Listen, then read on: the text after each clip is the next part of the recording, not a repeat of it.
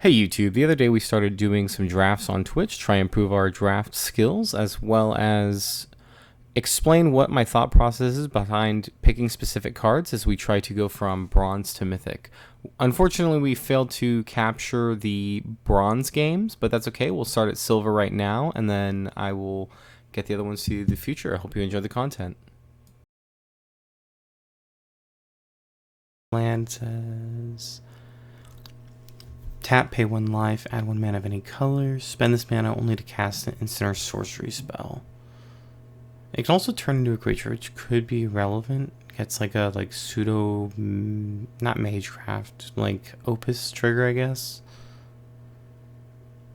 Probably not the most exciting card here. It is a rare.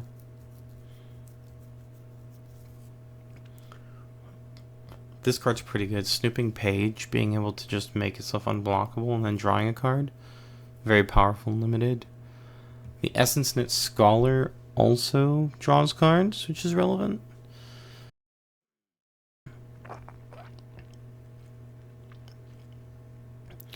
Don't really want to hard commit to a color. But if I was going to play a specific color, it's probably going to be Witherbloom or Silver Quill right now.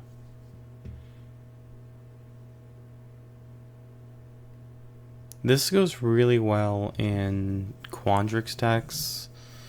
I don't know how good it is in Prismari though, so it's kind of like in an awkward spot, but it is a 3 mana.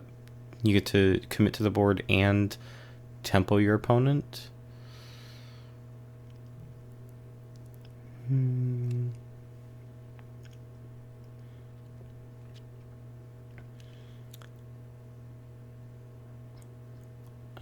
So far in all the drafts we did yesterday, Silver Quill and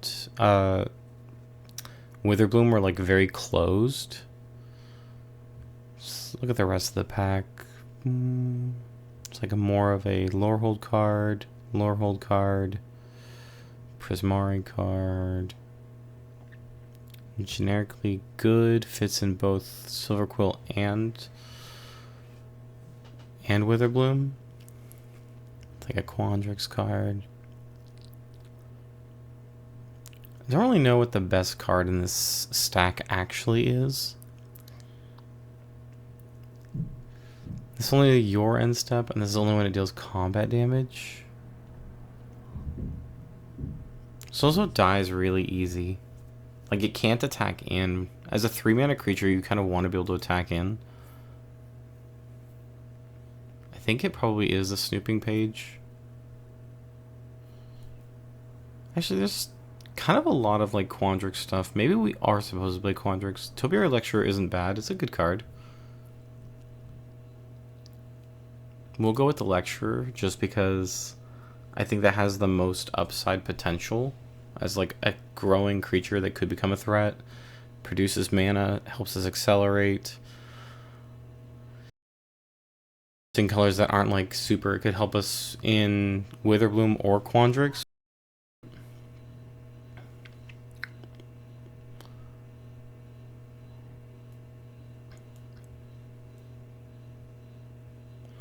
This card's really good in if you're gonna play Silver Quill.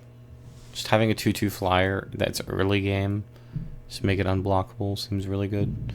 Works well with dig site inventory.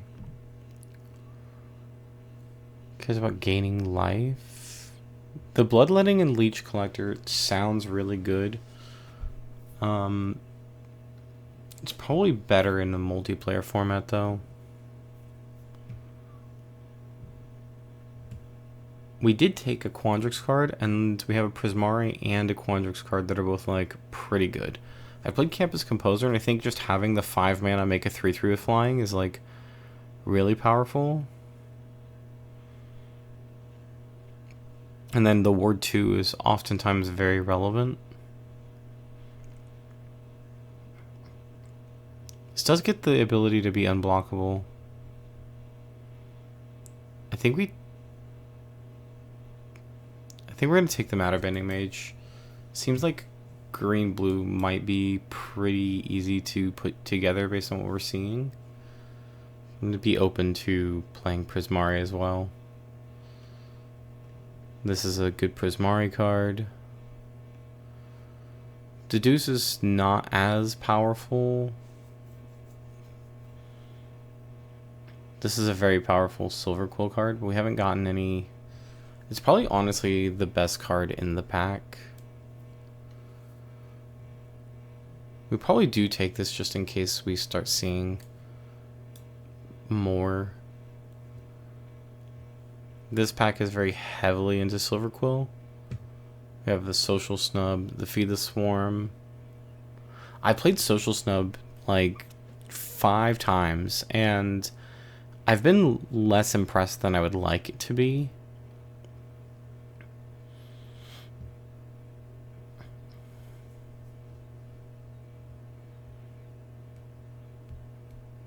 It's like really hard to cast, and then you only get... If your opponent has 1 creature, you can just make them sacrifice it.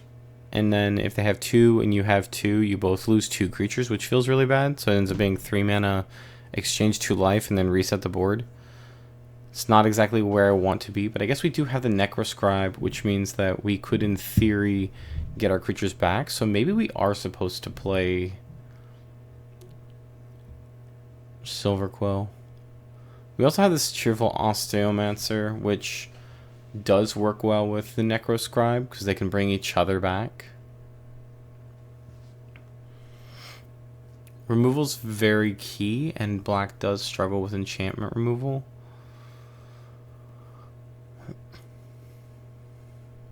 I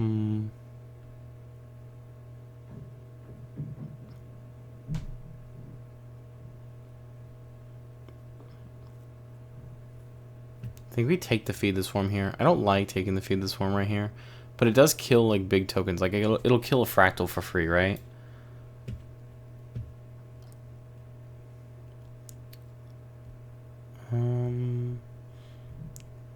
Necroscribe can bring back this and make us another Inkling. We're probably not playing Lorehold. This cares about us casting spells, which we have 1. The Infirmary Healer does work with the Topiary Lecturer, but it doesn't really work with... Like, this wants us to be playing sort of like combat tricky type stuff.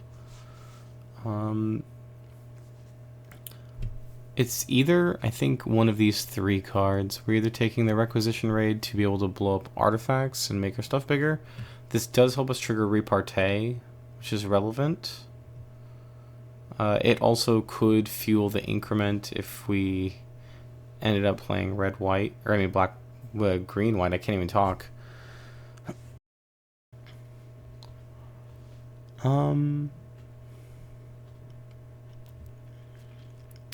It's pretty early. Green seems to be relatively open, so I think we're going to stick with taking a green card rather than grabbing this Requisition Raid. It also is a 2-drop.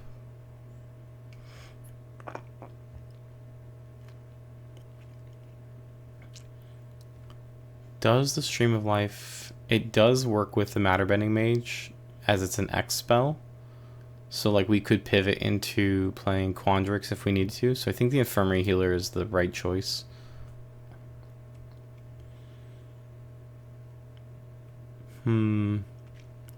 This pack wants us to play more Quandrix, I think. This card's really good. Homesickness is like a really strong... We get to draw 2 cards, tap 2 of their creatures, and stun them. So we can like just like neutralize a big combat where we would lose life and then stabilize. I just don't know if that's the direction we're supposed to go. Procrastinate's also an X spell, which works with Matterbending Mage. I really like that. It's modular. It works with Topiary Lecturer because we can take it up. It targets, so if for some reason we somehow end up playing more black-blue cards, we can trigger Repartee with it. I still think the Homesickness is probably... Like, we're probably going to see a Procrastinate again, and I don't think I would want more than 1.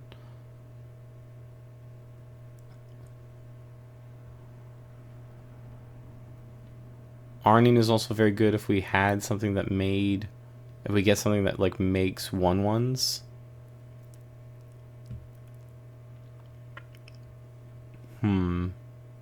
It's like a tough spot to be in. This is, like, a really difficult... We're kind of, like, choosing our direction right now. I don't really want this sleight of hand because I don't think we're playing Prismari. Same thing with the Goblin Glassrite. Glorious Decay is okay. It gets rid of like a flyer, which I think both Witherbloom and Quandrix struggle with. It just doesn't kill the dragons. And like that's like the problem that I have with this Glorious Decay is that it doesn't kill any of the dragons. Actually, no, I think it kills the Silver Quill Dragon. But outside of that, it doesn't kill any of the other 4. The Osteomancer fills in our curve a little bit. Works with the Necroscribe. We aren't overcommitting to blue. The Matterbending Mage ends up being a dead pick.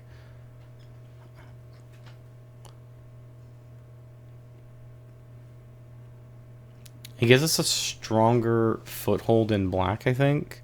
And gives us asymmetry.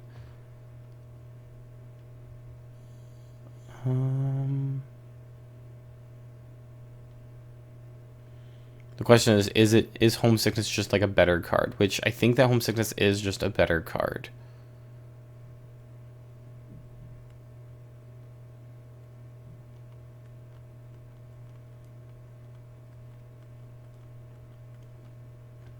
But the odds of us seeing Arning again is very, very low.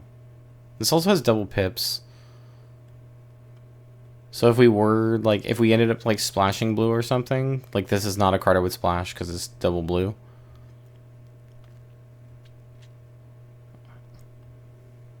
I think this is probably just, like, the odds of us seeing a Cheerful Osteomancer again is pretty high. The odds of us seeing another Arning is lower. I think we'll take the Arning. Man, I just eat my words right now. This is a very strong card. This triggers Repartee for the form Necroscribe in Witherbloom. Pet Mascot would be pretty good here. I don't think we want the second Arning, just because having 2 ends up being, it like really clogs up your hand when you draw both of them. This works really well as a 3/3 flyer. Works pretty well with it works pretty well with a lot of the other gain life synergies. It can help us stabilize from a Feed the Swarm that we had to pay too much life for. I think we're probably playing Witherbloom. It seems like that's what's pretty open right now. If I was going to take a card, it's probably between these 3. The Oracle Restoration does help us trigger Repartee. It lets us pay 1 mana, make the Topiary Lecturer refund us the mana.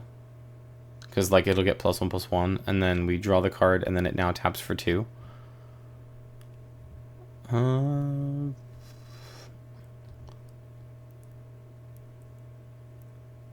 These are both likely to come back around. This does kill one of the dragons, though. It probably is... This doesn't make them sacrifice a grounded creature, which is kind of risky. But I guess, like, it is, like, removal, right?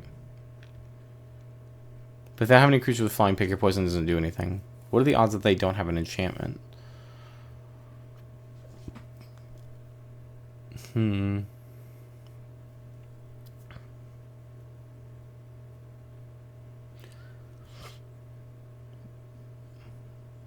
One, theoretical 2 cards. I also think the Oracle's Restoration just being 1 mana, draw a card, gain a life is like strong. Like even if it didn't have the +1/+1 part, I think just like 1 mana, draw a card is much better than, like, it's better rate than a Clue, which is kind of like weird for a non-blue card.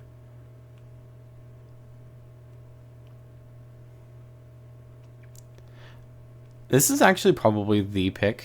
It lets us trigger the Necroscribe, which can get us back another creature. It ends up being a draw 2 for 1 mana, which is very powerful. We're going to go with that. We're going to do this Oracle's Restoration. This helps us trigger Repartee. We've got a lot of not good stuff for the deck we're building already. Like I said, we're not super committed to playing Witherbloom. The Flourish is only good for saving our creature in a combat or protecting it from getting destroyed.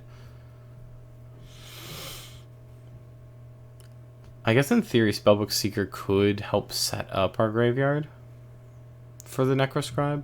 Does it put it on the battlefield? It returns to the battlefield. This card is like so crazy. We're not taking any of the red cards. The Graphalon I've found is... it gets big if you have the ability to make this bigger. Like if you can turn it into like a... like I played a game where my opponent had like a 7/8 copy of this. And it was a real problem. The only issue is it doesn't have any sort of like aggression, like it doesn't have trample, and they probably should have been attacking with it. I don't know if the outcome would have been better or worse. Masterful Flourish does turn off Arnine if for some reason we do get to play it on like a 1/1. I don't know why we would save the 1/1, but I guess it does turn Arnine into like we kill their creature, we keep ours. This is like pretty good. Does trigger Repartee. How many creatures do we actually have? It's only pick 8, and we have 5 creatures. Like I think we're doing good on the creatures part.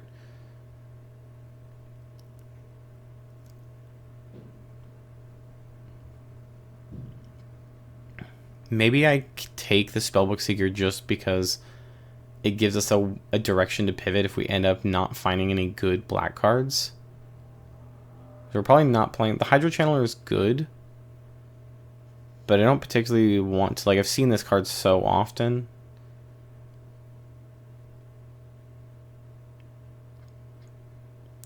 It probably is the Spellbook Seeker. We're going to take the Spellbook Seeker and put it down here. Actually, we'll just keep it up here because that'll make it make more sense. The Banemaker is so powerful.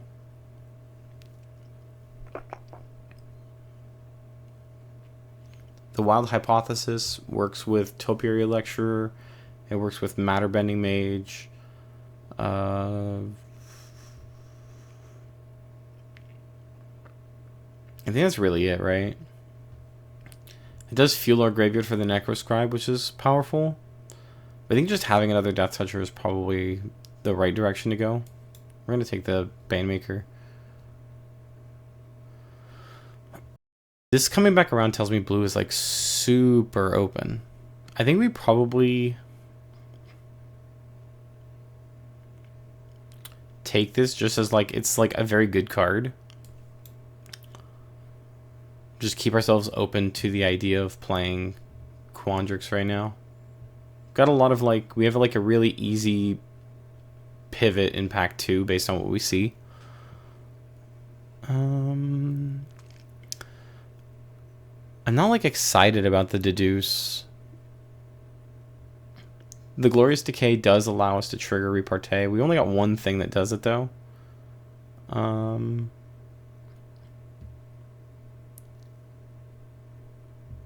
It could buy us time. It kills like an early game flyer if they put like a 3/4. Like there's like the 2/3 white flyer, the Owlin.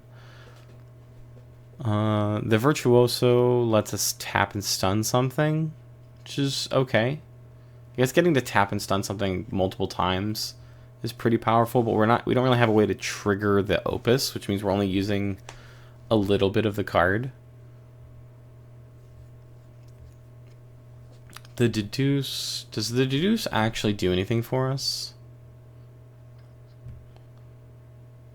Besides, like, we get to just, like, draw a card.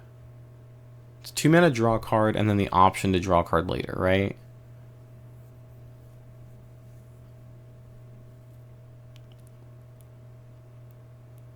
See, if I were to take a card right now, we're either playing blue-green or green-black. So I think the Glorious Decay is probably better. But this does allow us to hold up mana. Do we have... How many instants do we actually have? Got 0 instants. I think we're going to take the Glorious Decay because I think it'll slot in better in the long run. We may not even play it. So at the end, we see a lot of green-blue. It looks like it's trying to tell us that we should be playing green-blue. Wants us to... It gets us 2 cards. This card's actually, like, if you can get the infusion, it's totally worth playing. Because you just get to draw 2 cards effectively. Like, ignore the look at the top 4 cards part. Like, that's the powerful part because you just always look at 4 cards. But if you gained life, you get to put 2 cards in your hand as opposed to putting 1 card, which means that this is probably one of the best draw spells. Like, it's effectively pay 2 mana, draw 2, as long as you've gained life this turn. Chase Inspiration is powerful. It helps us win, like, a combat with Arnine. Can turn this Banemaker into a lethal card. I don't know if we're going to play 3 colors. I think that the Follow the Limerence is the right pick, though. I'm not a huge fan of the Converge mechanic. Just because I really want to try not to play 3 colors. And trying to get 3 colors... If you don't have the 3 colors, this enters as a 5-mana 4/4, which ends up being not that great. If you have all 5 colors, it enters as 7/7. We're not going to play 5 colors. We'll take the Follow the Limerence. Another Glorious Decay. We already have one. I don't think we want another one. The Mana Worm is very powerful. We are strongly considering green as our main color. Wild Growth Archaic fits in our color scheme. And when you cast a creature, it enters X, where X is the number of colors spent to cast it. So things just get a static +2. This is like a pretty good card early on. Like, just play it as a 1/1 or a 2/2, and then just, like, see how much... Like, this thing can put a ton of power on the board. I think this is the pick, and then hopefully this Quandrix Charm comes back around. I think we lean very heavily into Quandrix. I think that's the color combination we're supposed to play. This gives us a strong 2/2. Not really playing that. This card is so obnoxious. If you see this card, it will be such a problem for your opponent. Because you just, like, give your small thing Death Touch every single turn. The fact that it's just, like, go to your main phase, draw a 1-mana, make a creature +2/+0 and Death Touch is, like, so obnoxious. Banishing Betrayal is... I'm very excited about this card. This card is very good. I would like to have more removal. I think we are in a position where we probably start ditching black, and we start really leaning heavily into green-blue.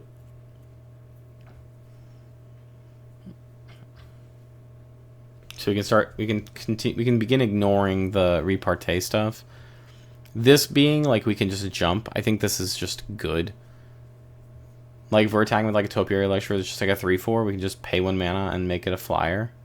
I think we're gonna take the Encouraging Aviator. Oh, and then we get this Grave Researcher. I think we're just going to take this just because I would like to have... Like, there's not a whole lot of crazy good... Like, the Knockout Maneuver is very good. But I think that I would rather just have the rare. Which is probably, like, not the right choice. It also lets us build up the black in case we find out that blue is not as open as we thought it was. This is a good top end. This is for playing Witherbloom. This is just statically good as a removal spell. This is good in Witherbloom.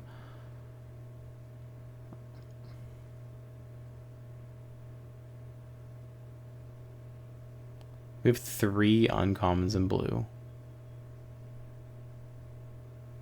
The card quality of... They're pretty comparable.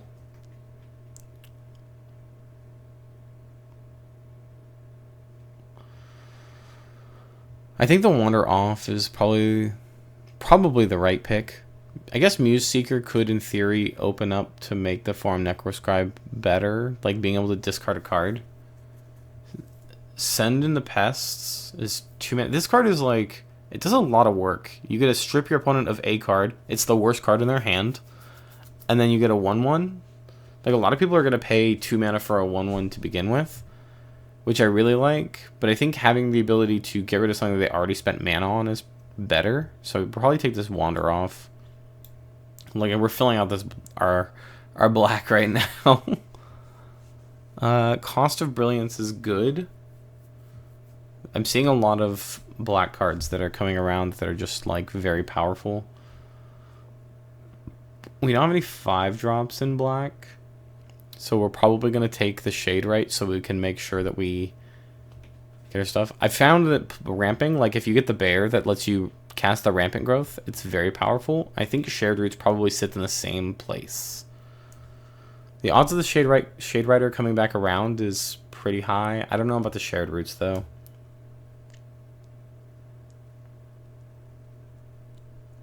We also don't know for sure if we're playing black.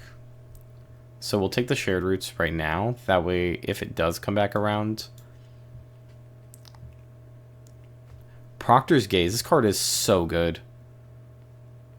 See, there's another Procrastinate. And I honestly think we'll probably pick one up in Pack 3 if we end up playing Quandrix. I've played Shalonian Tackle, and I found that I'm not a huge fan of this card.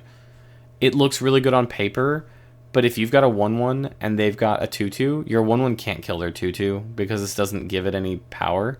Your 1/1 has to have, like, Death Touch or something, which, I don't know, it just doesn't feel like... Hop 2, it's also really powerful, but we're not in the colors to play that.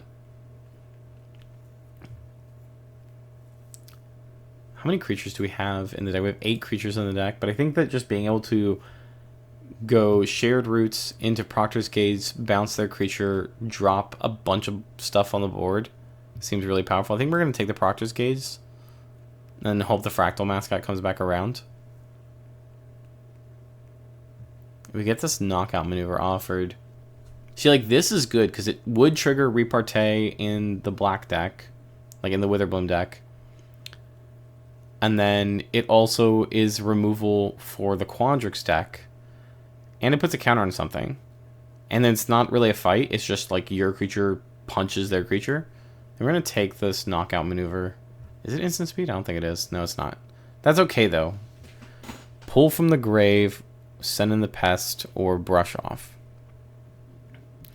Cost 2 less if it targets a instant or sorcery.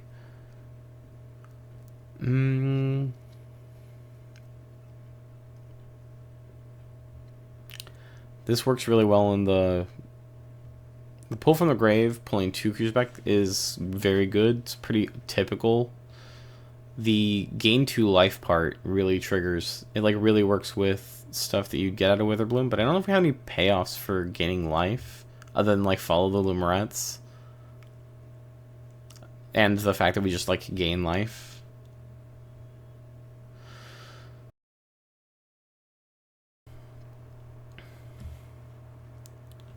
We're seeing, like, a lot of good black cards. A lot of, like, reanimate this thing, do this thing. But, like, a lot of our stuff in Witherbloom is higher mana cost.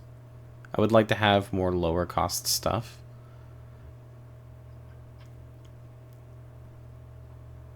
I guess we, in theory, could use the Brush Off as a stand-in for Proctor's Gaze. Like, if we draw one of them, we can hold it up and then just counter whatever the spell is. And if we save the 2 mana, like, it probably is irrelevant anyway because we were expecting to spend it.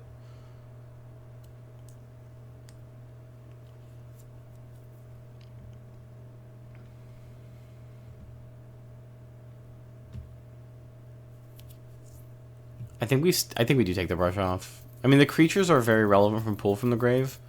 I just don't know how often we're going to cast this. Turn 2 creatures, what we get back? We get the Necroscribe to put it back on the board.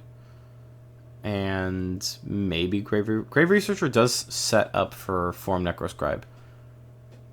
It also brings it back. We lose 6 life, which is, like, a lot. We can take the Send in the Pest as, like, a decent early game. Like, look at it as, like, a 2 mana 1/1 that just gains us a life. We don't play it if we're playing Quandrix. So I guess this is like the moment where it's asking us, are we playing black or are we not playing black? How many instances do we actually have? This is the colors of mana spent to cast it, but that means it has to be a creature spell. But like, I think that getting like turning the Spellbook Seeker into like a 5/5 flyer for 4 is like crazy powerful.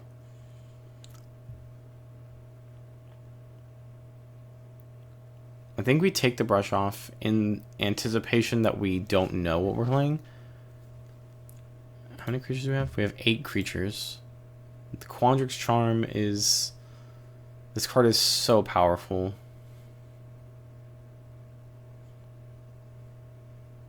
Like, it turns the Archaic into a 7/7. Or I guess a 6/6 or a 7/7, right? Which is... Like, I think that in draft you should be looking at this as the last mode more often than not, because countering a spell unless they pay 2, like Spell Pierce is powerful if you can hold the mana up, but I don't know if... I feel like Quandrix Charm is probably just better on average because it gives you more utility. We can blow up like their additive evolution, or what's the white one that draws a card, or the red one I see played a lot that gives +2/+0 if they had a card leave their graveyard. I think we're taking the Quandrix Charm. I think that the Quandrix Charm is just, like, good. There's a Banishing Betrayal. Get removal in blue. This card, I didn't know that you could target the same... Like, I don't know why I just, like, glossed over the fact that you could target the same target with the copy. So if you gained life with, like... If you attack with a 1/1 Pest, and then you gain the life, and then they block it with, like, their 3/3 or something... You can cast Luminart's Favor and just both of them target the pest, and it becomes a 4/9 and... Or sorry, a 5/9 and just kills their creature, which is, like, insanely powerful.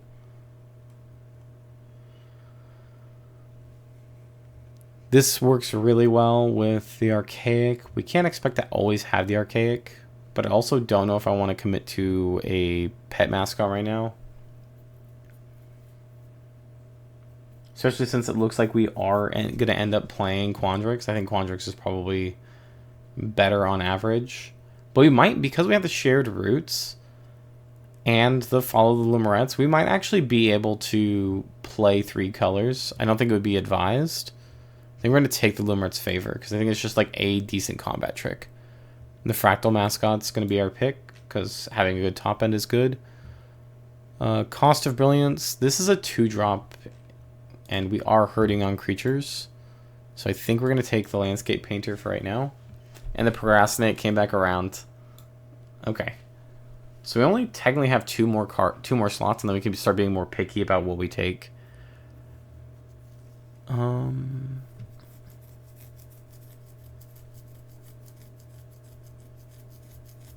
This isn't our colors, but we're going to take the rare just because I want to take the rares. I need to be taking them more often than I am. So I'm never going to fill out the...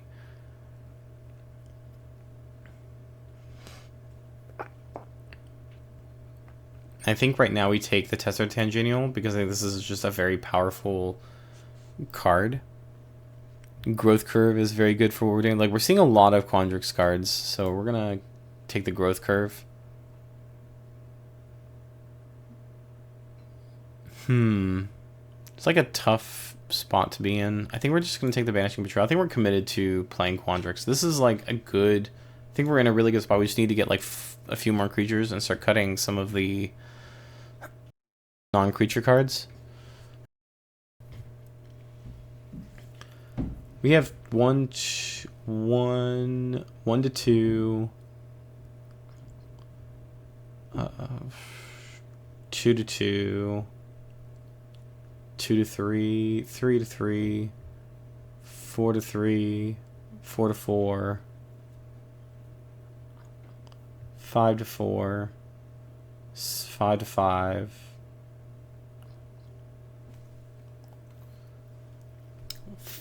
5 to 6, 6 to 6. We have actually like a good mix of instants and sorceries. Essence Scatter is really good for getting rid of creatures. Like, you just like don't want them to have creatures, right? Because we have such a low creature count. I think that it's probably the Essence Scatter, but Flow State, I don't think you'd be in the wrong if we took Flow State here. Like, because of how evenly mixed we are with instances and sorceries. But I think I would rather be playing on the back foot than on the front foot. Tam is just like the perfect pickup here because we're already playing. It's like such a powerful card. We can get the 3/3 with flying and surveil 2, or we can do the draw 3, put a land from your hand on the battlefield. This card it looks really bad. I don't think you want more than one. The Muse Seeker does give us, let's actually look and see what our curve looks like. Kind of like move all of the instant speed, all the non-creature things out of here. Let's see what our actual cards look like.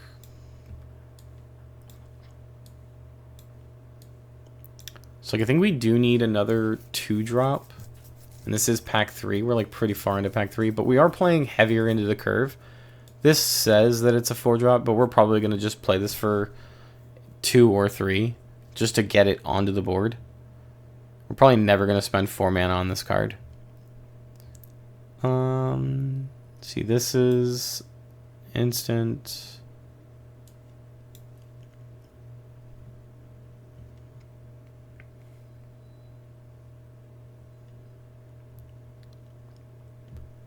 Does help us filter cards out. Do we have a way to get stuff out of the graveyard? I don't think we do. Is it instant? It's not.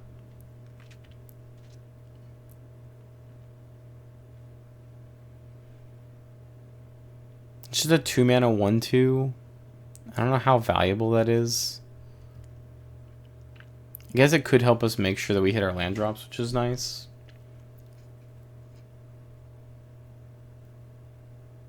This is not a creature.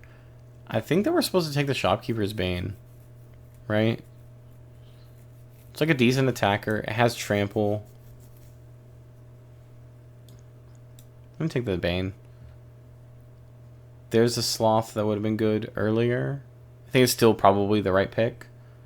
Studio's first year is good, but I think that if we're going to be ramping with like the shared routes, we want to have a 4-drop. We want to guarantee that we're going to hit the 4-drop on turn 3. Otherwise, we just fall behind. This is like instant speed blocker. I do like this. I don't think it's like the best card, but I think it's better than nothing. This can draw us a card. We're going to take it because we just need to get more creatures. We have enough creatures. We just don't have any like longevity or a way to amplify what we have.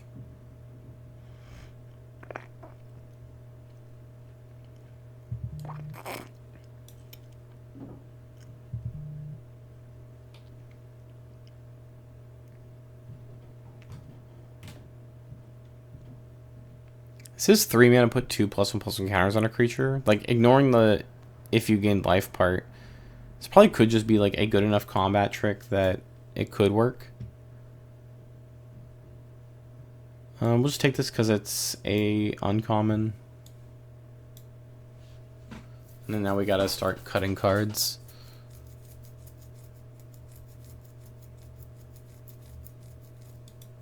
Gotta cut 9 cards. Like I said, we're probably not going to cut these Banishing Betrayals. I think they're strong enough that we just keep them in the deck.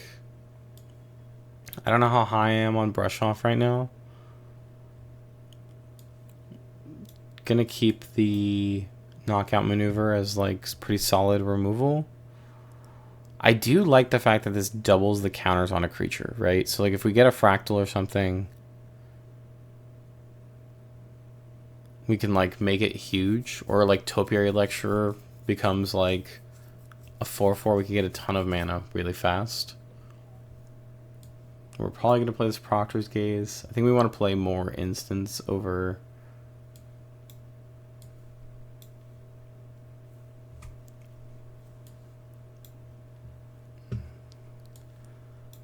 I don't know how high I am on the Glorious Decay.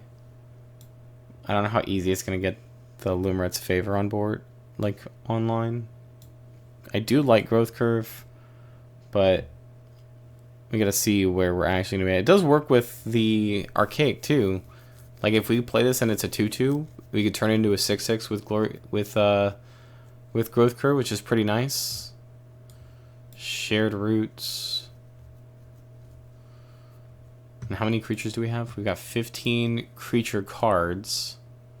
This is solid removal. I don't know how high I am on this. This not being an instant, the draw card is nice, but it doesn't win us a combat, right? It just gains us life. I guess it turns on this concoctor. So Efflorescence. These are all the instants that are probably good enough.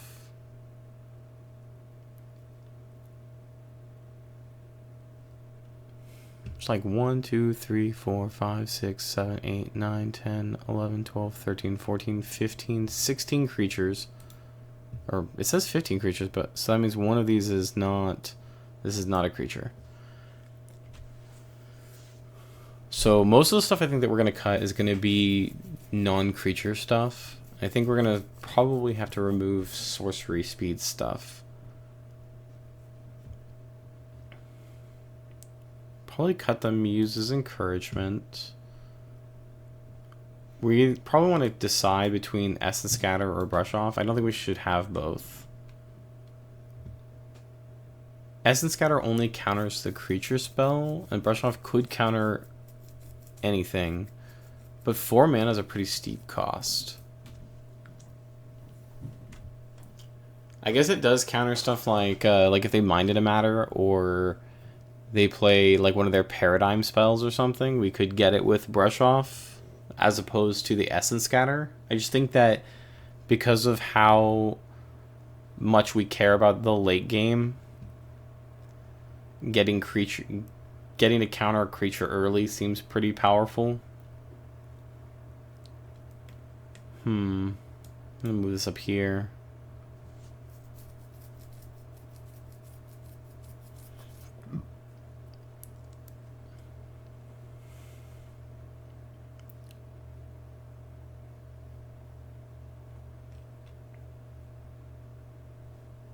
Let's see what the color organization. We've got higher green than blue.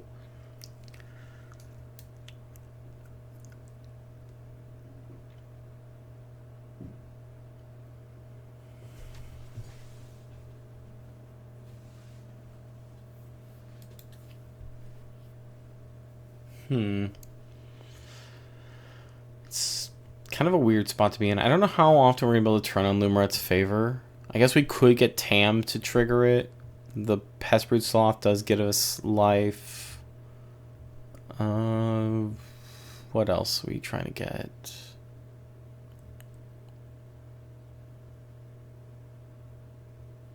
Maybe like that's kind of like the strategy is the Matter Bending Mage gets unblockable if we cast an X spell, which means that Procrastinate and Wild Hypothesis get better.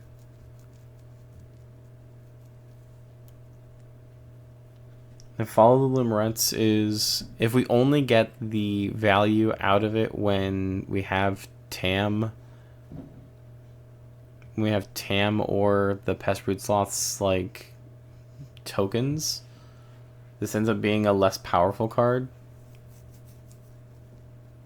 But I think look at the top 4. Put a card in your hand. Like even if it's just one card, right? I think that the best card in the top 4 is probably pretty relevant. Just like a risk that we run over 2 really powerful cards that were necessary at the moment. We're probably cutting this Glorious Decay. We'll probably cut the Limeret's Favor. I think that if you don't get the copy, it's not as powerful.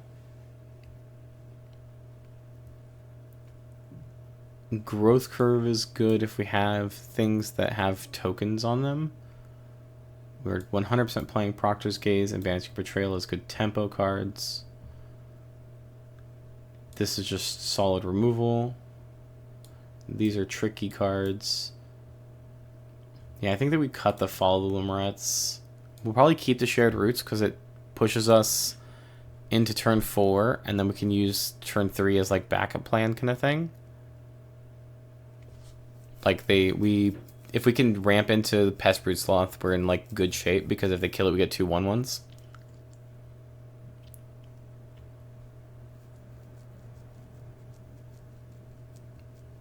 I think Quandrix Charm is just good enough as an instant that we probably play it.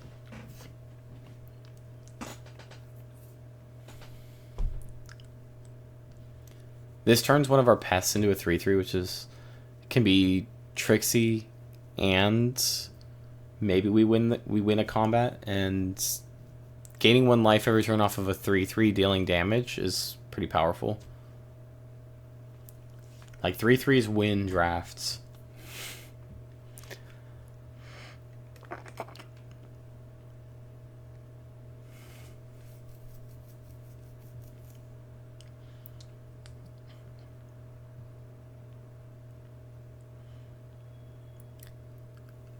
I like Procrastinate as like just like a 1 mana tap a creature. But I think if you don't put any mana into X, it just feels bad. I think you have to put at least 2 mana into X, because if you don't, then they just untap it the next turn. This also could get like wasted if they have like the white flicker spell. Like if you put stun counters on the creature and then they just like flicker it with like Sky Coach Conductor or something. I think there's like a white spell that also does the exile it, return it to the battlefield, which is pretty relevant.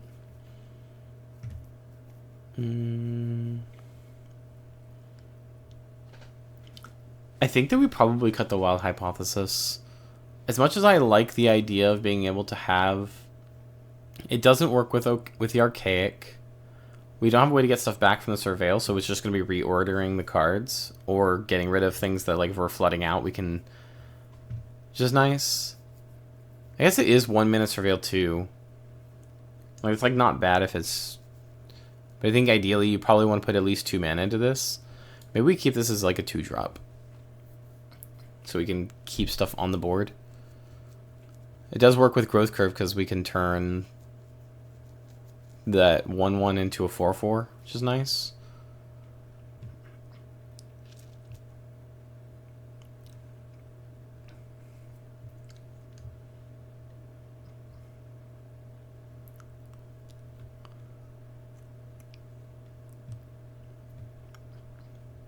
We will have big creatures, so I think Knockout Maneuver is probably worth it. I guess I'm just kind of sad that we didn't get like one of the uncommons that cares about putting counters on stuff. Like the longevity of the deck is very low. It's just like put big things on the board and then hope that we get there. Maybe we should be playing the black. It's hard to say. We only got like 1, 2, 3, 4, 5, 6, 7 black cards. It's like a very low quantity of black cards. We need at least, what, 13? Yeah, 13, something like that, in order to make it work. So I just don't think we can play black. I think we have to play blue-green. It's like 1, 2, 3, 4, 5, 6, 7, 8, 9, 10, 11, 12, 13, 14, 15. We would need to cut... We would need to have 3 cards that we could fit into the deck in green and black, which we could do, but we would be getting rid of a lot of... How many creatures do we have at the 3-drop slot? We have 2 creatures at 3. It's like actually like keeps it relatively similar. We gain the Barog Banemaker, and we lose Landscape Painter and the Tesser Tangential. I think this card is pretty good. I found myself just like moving 1 counter every turn for 1 mana is like, it's not efficient, but it keeps the pressure off of this card, and he just like sits there and makes stuff bigger for just like a very cheap cost. And if for some reason you can't pay the mana, then he just gets bigger and you can move more next turn.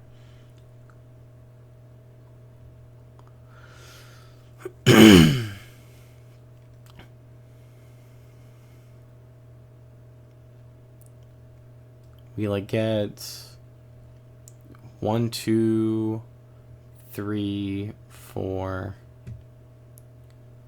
5 ways to trigger repartee if we switch to black. But then we have 3 dead cards in the deck. Like, we would have to play Follow Luminarets and get the infusion. Just like pretty rough. And I think we just like stick with what we've got. I think that we just try to figure out what we're gonna cut. I don't mind being at 41, but ideally I think I would rather be closer to I would rather be 40.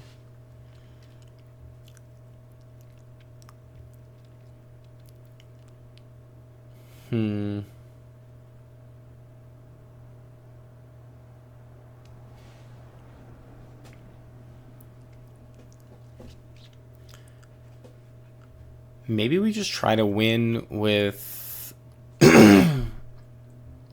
out killing creatures. So maybe we cut the knockout maneuver.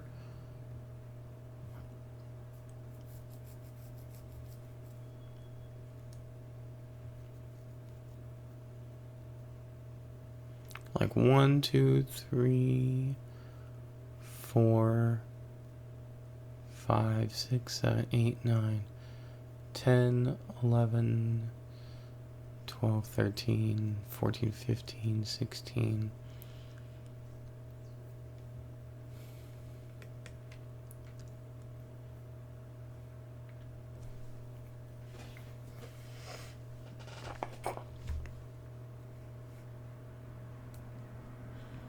Just lock like a big thing out.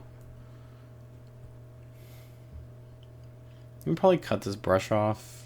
I think if we counterspell their essence, like a creature, we could probably kill them before a paradigm spell will actually matter.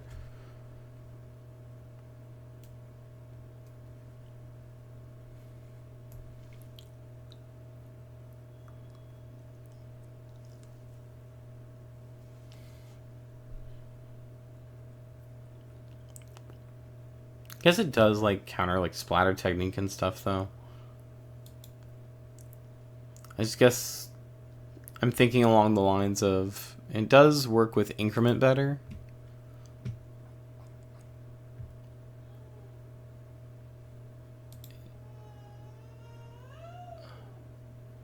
So probably take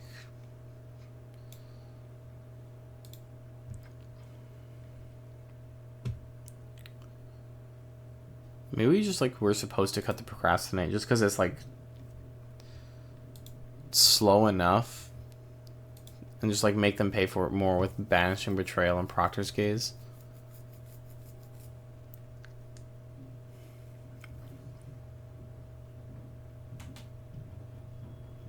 I guess I'm just like thinking about like Wild Hypothesis doesn't work with Wild Growth Archaic because we aren't casting a creature spell.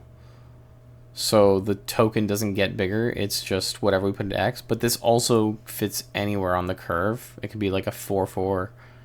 Or like if it's late in the game, we top deck it, we can just put like a 6/6 or a 7/7 on the board.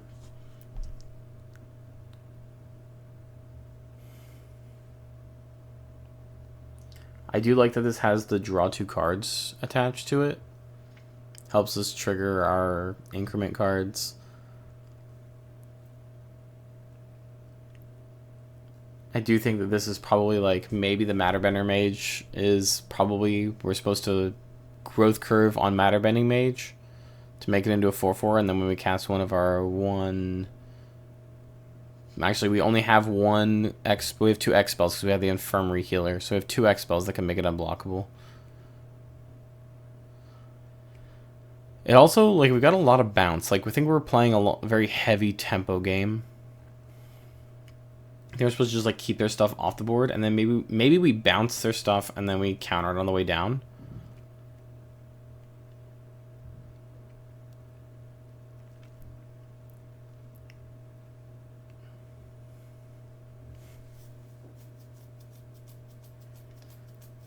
Maybe we're fine. They don't really have a way to draw cards other than like Landscape Painter and Tam. Is that enough Do we have another way to just like draw? There's that one card that says like draw 2, discard 2. I don't think we have that. It makes me wonder, like, if we play this archaic, if we're spending blue-green for every spell, which we probably will for most of the creatures, they just all enter with 2+1/+ encounters.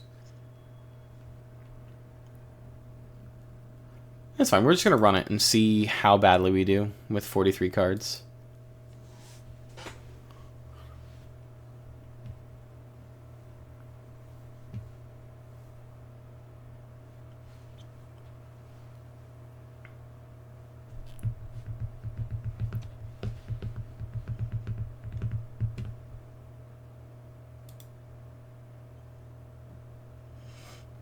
This is a decent hand, actually. We're gonna keep this. We gotta open with the Test of the Tangential, and then when we growth curve it, we might actually be able to just kill with the Test of the Tangential. Decline. Probably save the Matter Bending Mage for when they have like a big creature we need to get off the board. Like, they play this, and I think we could just, like, kill them, or kill this creature with the Efflorescence. Decline. Attack.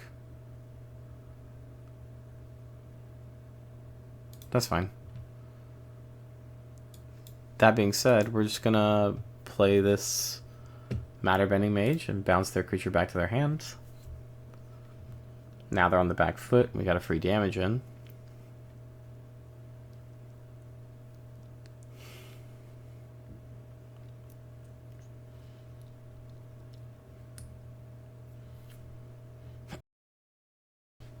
Hopefully we can just draw some cards that are relevant. Like, I don't think we need to draw lands. If we draw lands, we're kind of... Oh, they missed their land drop. That feels... That's not a good place to be. We are going to decline, and we're just going to send them in. And I think we're kind of just, like, okay with... Yeah. We'll just end the turn, and then if they drew the land, okay.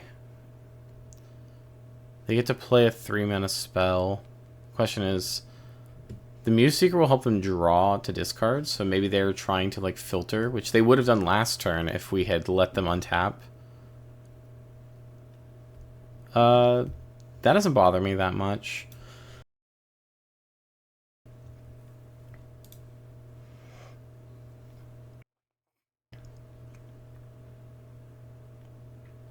I'm kind of okay with them attacking. Like, it doesn't bother me that much. I think we just, like, get a ton of damage in, right? Just gonna put...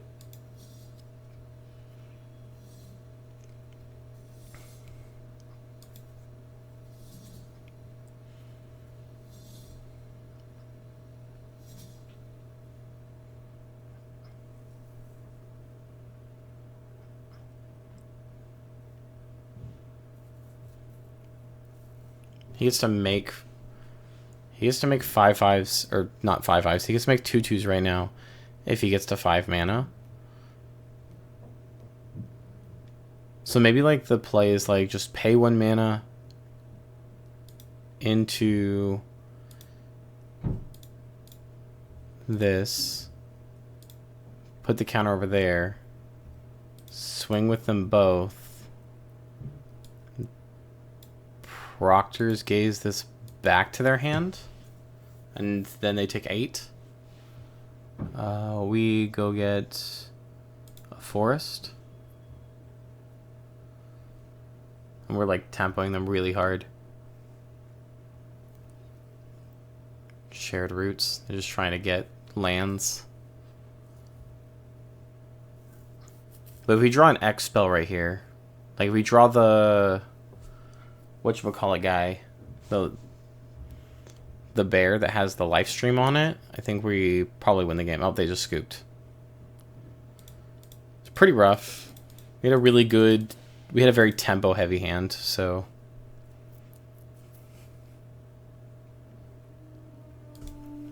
And then we're gonna go to the next game. I think that ran pretty smoothly.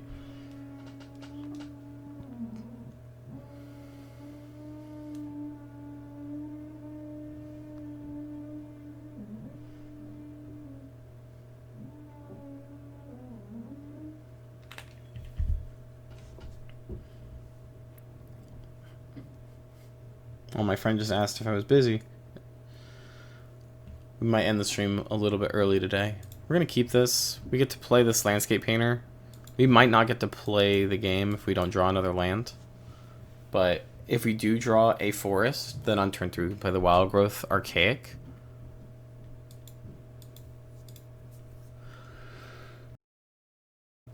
Actually, yeah, no, I think we play the archaic first because then it becomes a must kill thing, and if they don't kill it, then we get a topiary lecture, and it enters with 2++ encounters.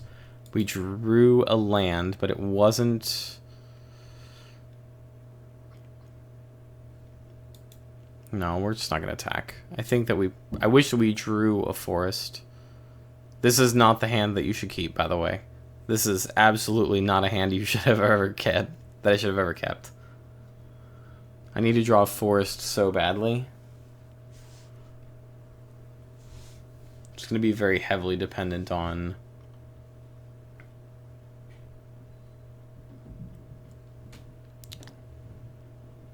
We might actually need to try and clear the board with, like, Quandrix Charm. Do I just trade here? It's probably not worth it. We're just going to take the 2 damage. I think that taking the 2 damage... Oof, we are in trouble. I was so greedy. If I had just gotten... If I get another land, I can play the Archaic. That's a 1-mana. That's a 1/1. Not ideal. We're going to get hit for 3 right now. Wow, they just ramped really hard. We're not going to block that. We'll take the damage. Still no land. Oh, no.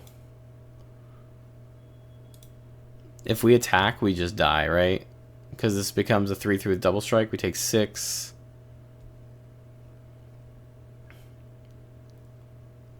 I mean, he should have attacked with the Rebel Rouser. Unless he was planning on spending the mana. We're not going to... I also probably should have blocked it, but I think that there's a chance that they have a combat trick in hand. And then if I do block it, we just, like, get blown out.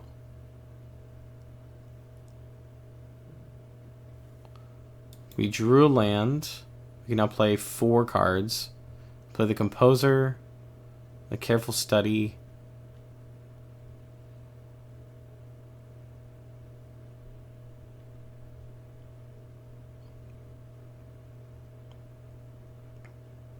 I think it just dies too easily. I think we had to just like play a little bit more conservatively and just drop this ward too.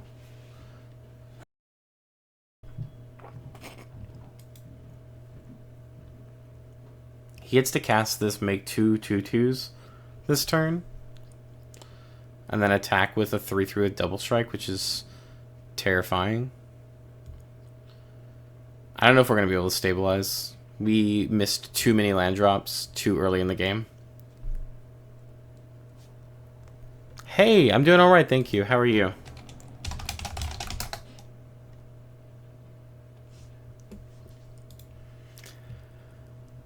Yeah, we should not have kept this opening hand, not having any green sources. Oh. Remember how I was talking smack about that card earlier? This is like the only use case where it's like really, really good. Is if you have the newt and it just survives the combat. Right? We'll trade here. That's fine. Better to not take the 3 and then deprive them of the make the 2.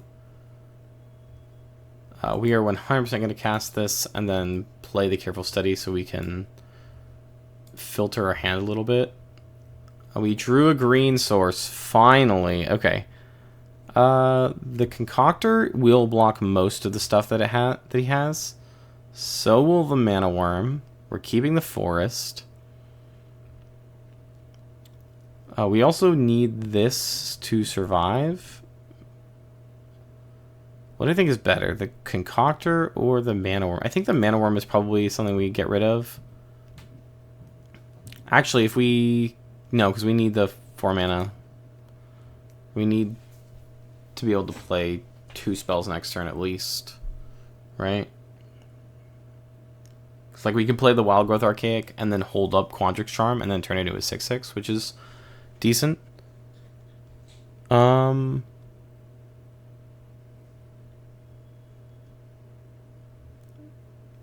don't like doing this, but I think that maybe the Infirmary Healer is actually the right call to get rid of.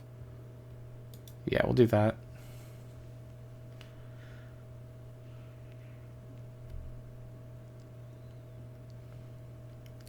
There's also a possibility we just die right here. Like, if he has a way to kill the Spellbook Seeker...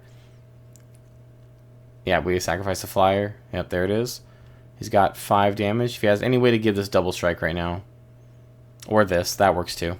Good game. We shouldn't have kept this hand. We didn't get the forest until turn 6. Actually, later than turn 6. It's like turn 8.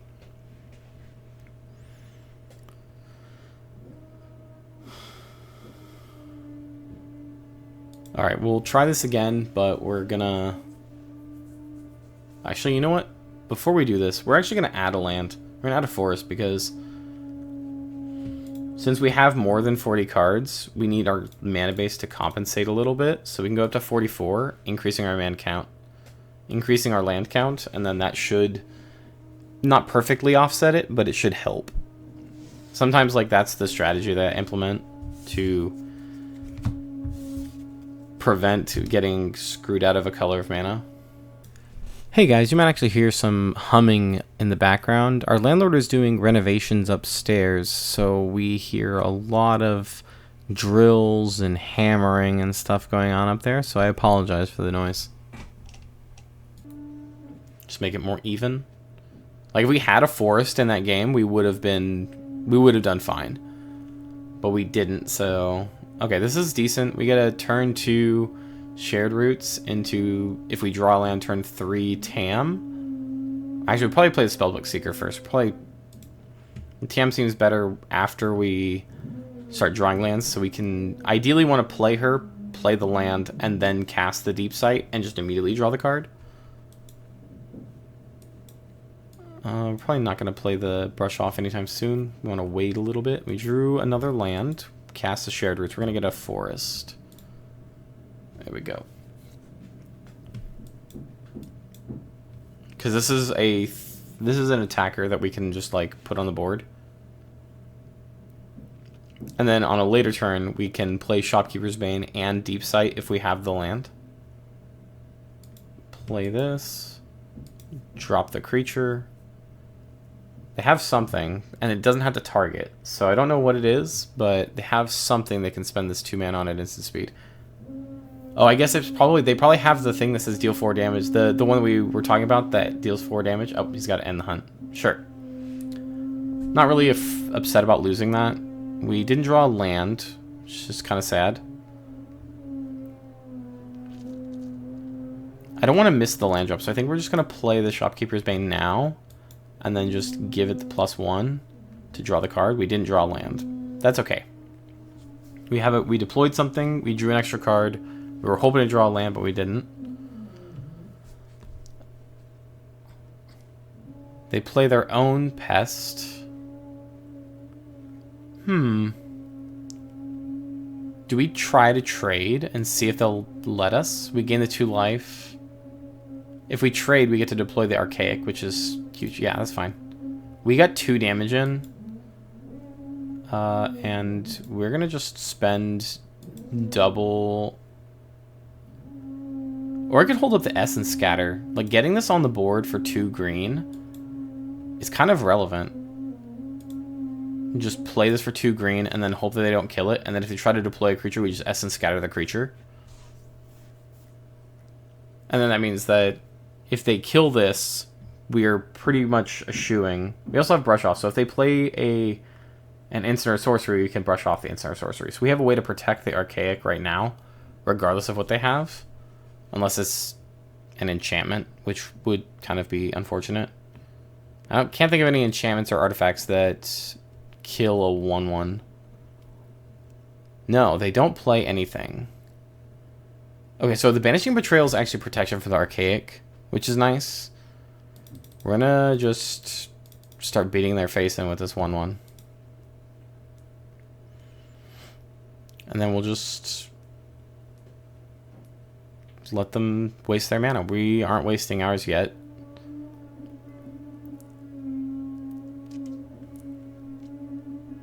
It's like not scary enough. But like they could in theory have... Oh. Yeah, I don't really want them to have that.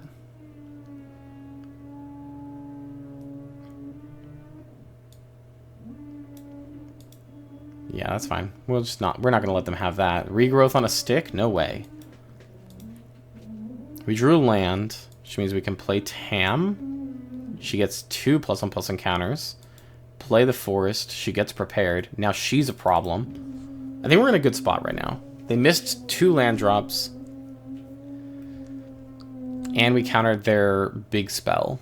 Their Emeritus of Abundance was...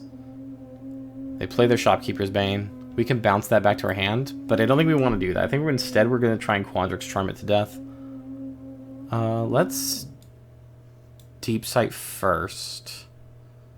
We drew a card. We're just going to send this in, and then see if they want to block the 1/1.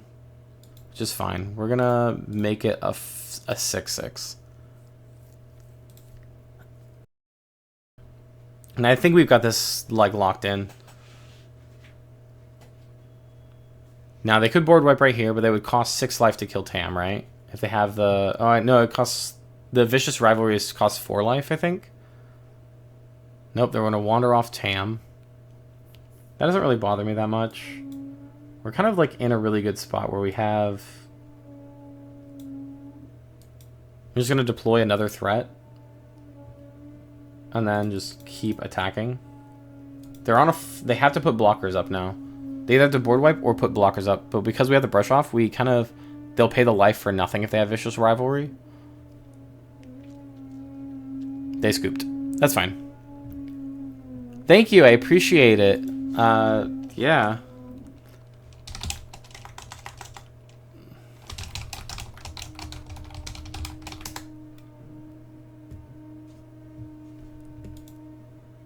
You know, I've had people tell me that when I type, it sounds like rain for some reason.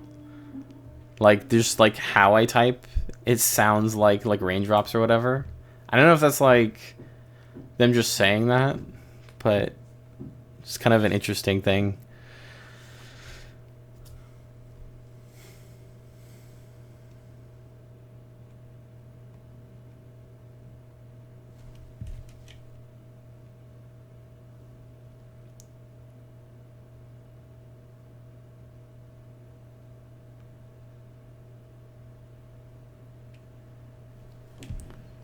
My friend asked me what I'm doing. I responded, and then he subsequently didn't reply back.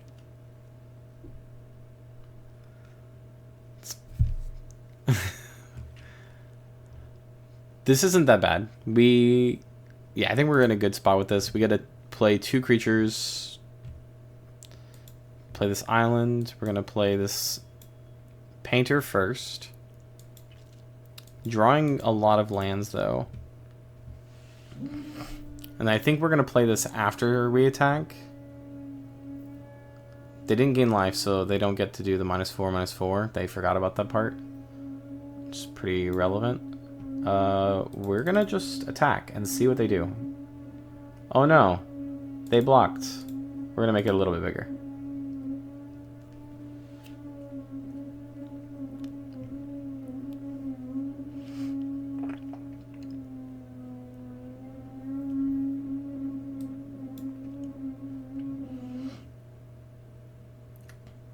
It's only when it attacks, which is kind of unfortunate. I think we just like let them have this and then try to brush off whatever they cast. Like if they play a land, cast the Raised Dead, and then try to recast the Poisoner's Apprentice, then we can just brush off that. Or if they play something that's bigger. No, it's fine. They can have their studios first here.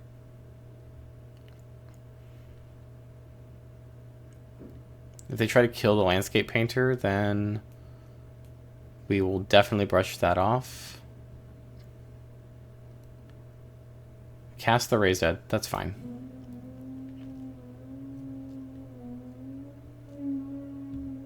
But if they cast it again, that's a different story, right?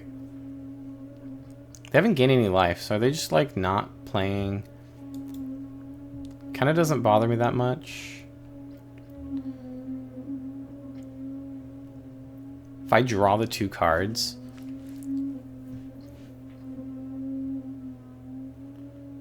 It's not instant speed. If I play this, we can't counter the Apprentice. They already got the value out of the Osteomancer, so it's not worth anything. We'd have to look for them to have a way to gain life. I don't think that we can risk playing... Like, I don't think we attack right now. But I also don't know if we can risk them... I guess I wonder if they have a way to gain life. If they don't have a way to gain life, we're kind of in good shape. We're not going to attack because we want to be able to cast this Vibrant Idea.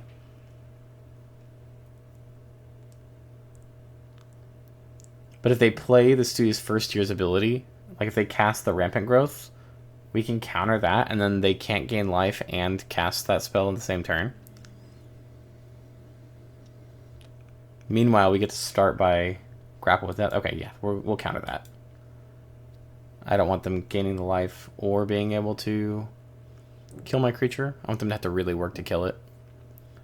That's fine. You can attack for 4. I will just not block it. We are going to 100% cast this Vibrant Idea right now. That'll give us... Man, we have a lot of lands. We are going to attack. Becomes prepared. We're going to jump our Painter.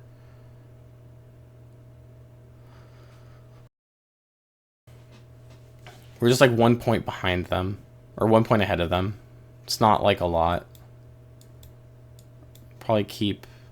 They play the Rampant Growth. They haven't gained any life, so the Poisoner's Apprentice is... Or the Poisoner's Apprentice isn't going to do anything. Yes, I'm seeing your chats.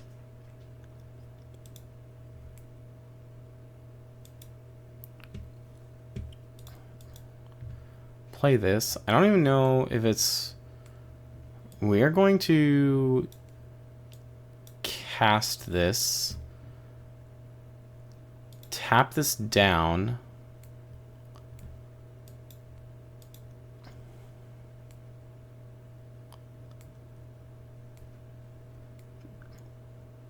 No, we're gonna jump it again. Just I think that being able to get 6 damage in means that the Fractal Mascot is like a problem.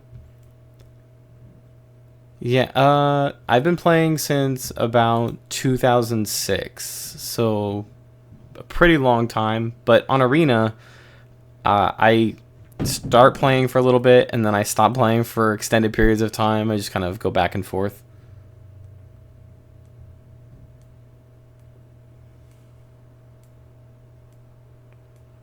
Wild Hypothesis. It's like interesting. I don't think I would want to spend too much mana on this. Like I want to keep like 1 mana available, but I think the Wild Hypothesis is something that I want to cast this turn. But I also think that they tapped out. They have no reach, so we can probably just win right now. We're just going to send it in, and then we're going to jump our Fractal Mascot, and now we deal 8 damage in the air. Alright.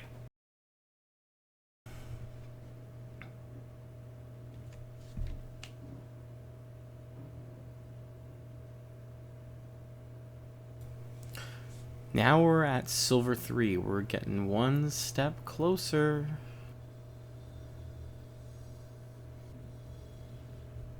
And we're probably going to hit gold at some point soon.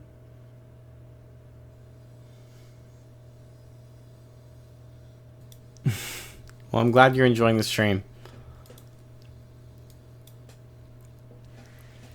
Yeah, we're going to keep playing. Probably till the end of this draft. I don't know if we're going to stream much longer than this draft. On the computer? Let's see. Growth Curve could make the Shopkeeper's Bane into a 6/4. Topiary Lecture is probably the better turn 3 play as a setup. Hopefully we can find some sort of 2-drop or way to take advantage of that.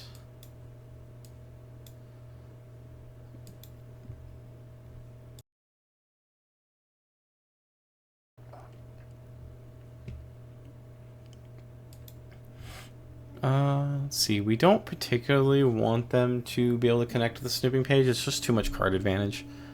But if they have a removal spell, then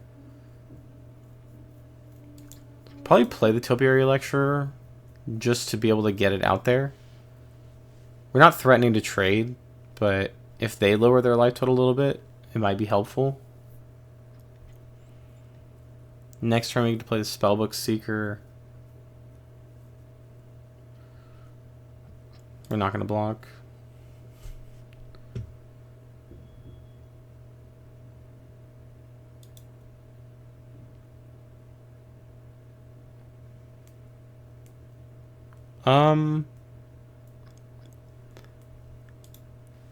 Yeah, I mean, I don't really play on Arena when I'm not streaming, but I just started doing this like recently, so let's see, we're gonna play. Ooh, they've got this Aaron or Arnine. I don't know how to say this name. We're probably going to play this Spellbook Seeker.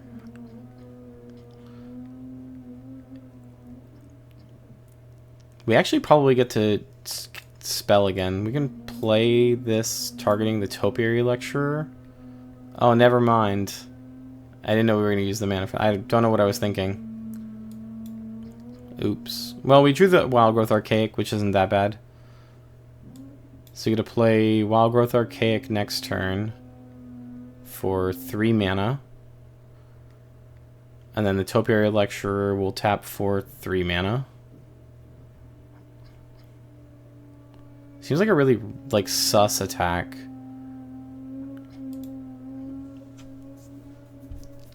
I will want them to sacrifice the snooping page.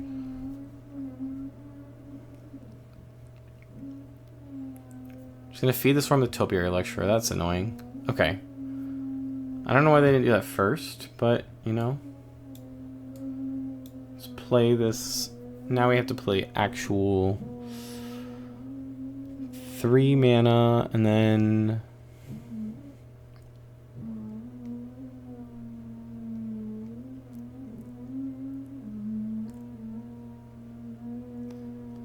probably just like, yeah, that's probably the right play, is to just go 3 and 2 colorless, and then save the mana for the growth curve.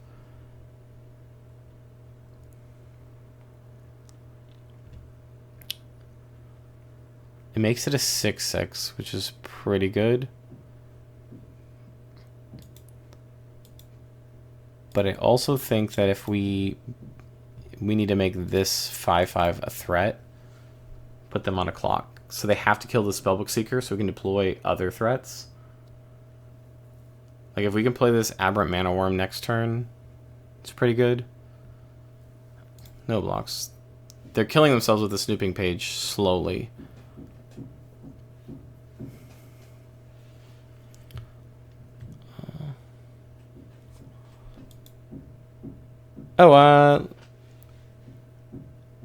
You play Valorant and Battlefield 6, and I think that's Counter-Strike 2. I don't play any of the shooter games, unfortunately.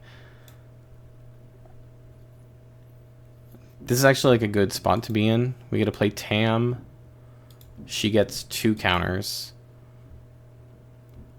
Is a threat. We already got the trigger because it's a cast trigger, so Tam's already going to be bigger. It's going to be a 6/5.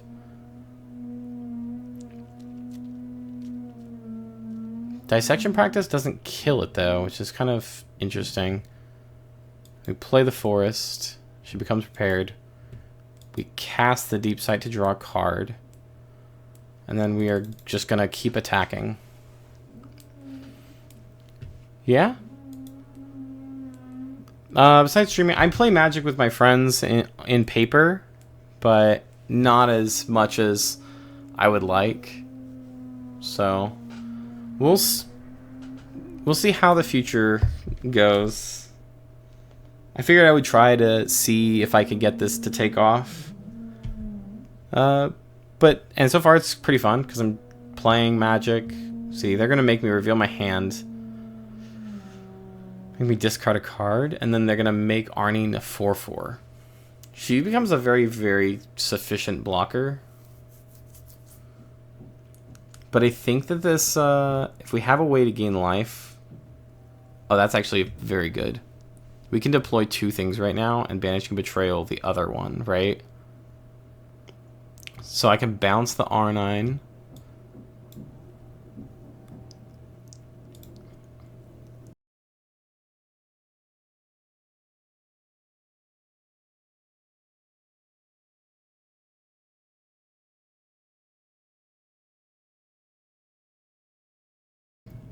We're going to Banishing Betrayal this now, so that they have to block with the Inkling Mascot. The land will allow me to get more stuff to cast next turn. We're going to just attack with Tam. He's going to have to block with the Inkling Mascot, otherwise he goes down to... He's going down to 2. Wow. He can only attack with the Snooping Page one more time. Because if he attacks with it a second time, he dies. He's going to probably... I probably should have put the forest into the bin.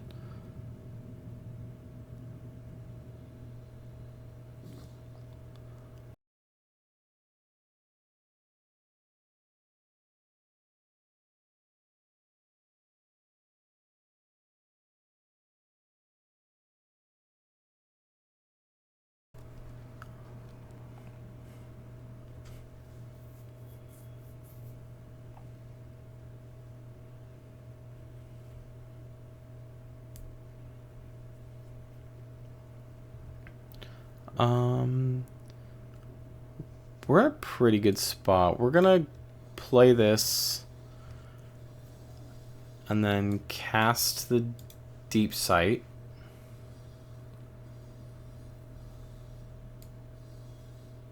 Play Infirmary Healer. Guarantee that we get to commit a little bit to the board. I don't know. I mean, I guess... I don't know. They scooped. Okay, yeah. We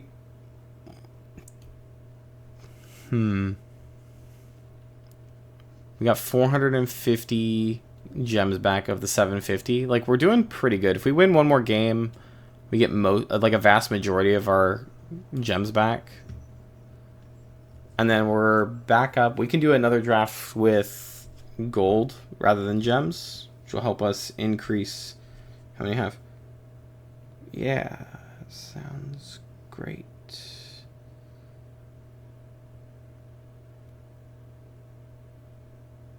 Give me a time.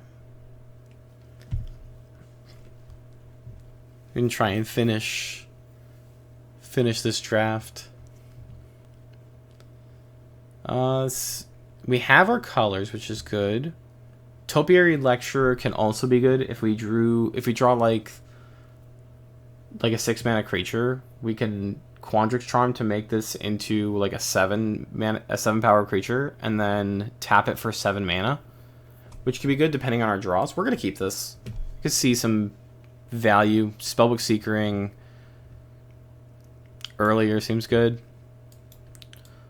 so we'll probably play it like this.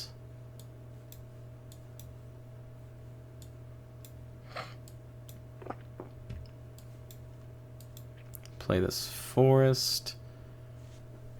We could bounce this right now, and I don't know how valuable the treasure is, but I would rather them not be able to make the treasure before. Or we could let them make the treasure, spend it on something, and then bounce the thing they spend it on, which is also pretty powerful.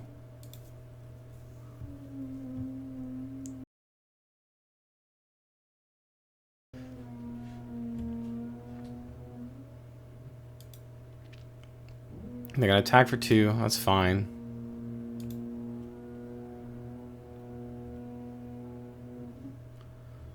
playing Rubble Rouser. They haven't cast that. We could counter this.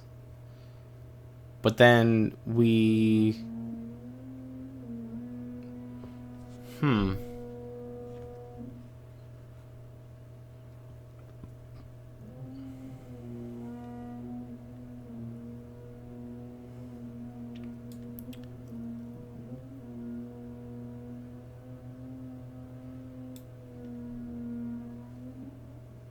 I don't really want them to draw the card. No, we're not going to let them have the card. Okay. Probably... So next turn we get to Banishing Betrayal, their whatever they cast back to their hand, and then Essence Scatter a creature on the way down. And if they bounce the Topiary Lecturer or kill it, then next turn we get to just redeploy the Spellbook Seeker and keep a threat on the board, which will block the 2/2 or attack as a 3/3. Which is good. Play Curel. They don't have the mana to activate Curel, but I don't really want this to... That's fine, we can take the 2 damage. He's gonna Monstrous Rage it. Okay. Does make it kind of a problem. It being a 3/3 is like a lot more problematic than it being a 2/2. They haven't gotten to cast the spell yet.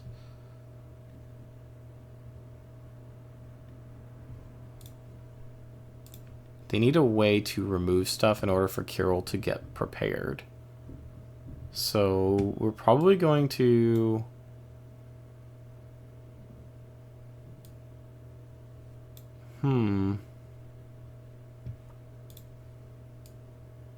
Bounce this back to their hand. We don't want the land. And then now, they have to spend mana to re-put it on the board. They lost the roll token. We have a decent blocker. If they want to get past with Curel, they have to not only remove a card from their graveyard, but they also have to cast the Pack-a-Punch or cast some sort of pump spell.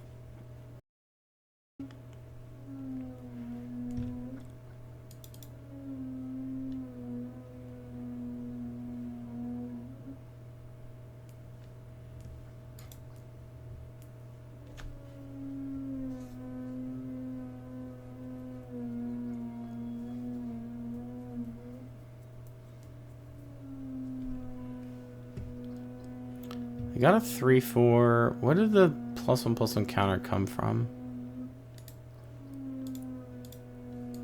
I got a +1/+1 counter from something. I just don't know what it was.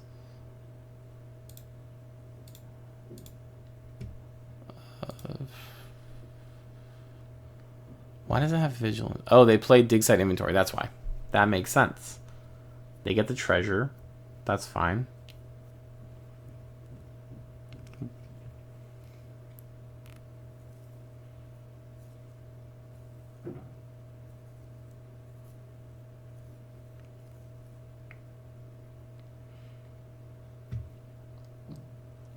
So now they have a way to get Curel online if they cast the...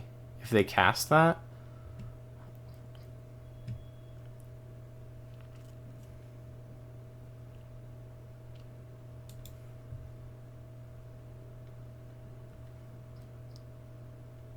It's like a pretty risky play to do that, to just attack.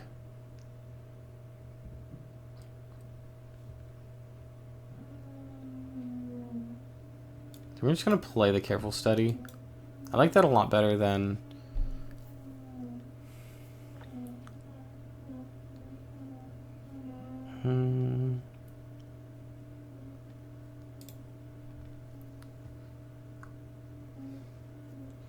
I like being able to play the Landscape Painter right now. So probably discard both of those.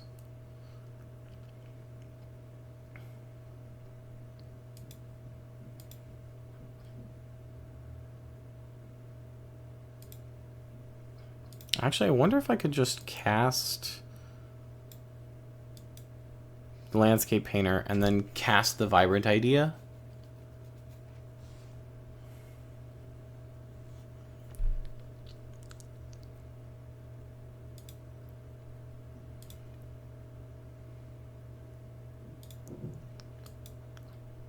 It becomes a 4-power creature. We get to draw a card. Cast the Vibrant Idea, which makes it a 5/6.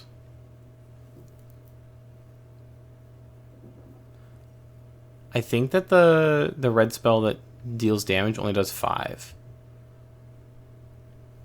And I think we keep this up as a blocker, and we'll just block with Landscape Painter. So we're trying to stabilize right now.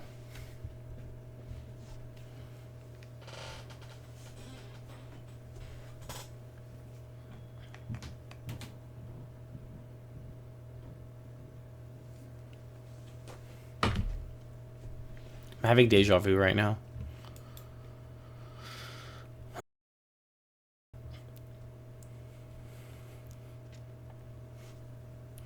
So now Kirill is... Does he give trample? It gains trample at the end of turn.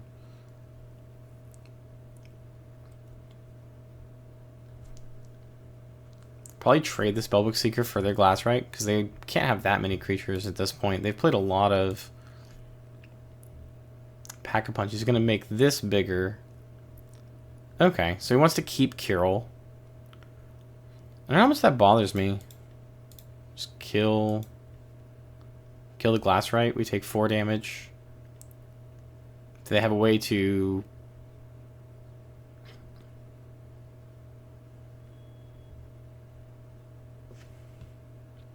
play the Forest?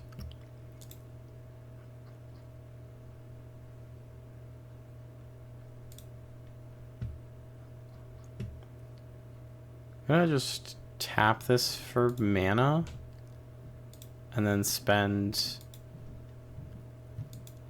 a lot of it to cast Campus Composer. And then do you cast this now?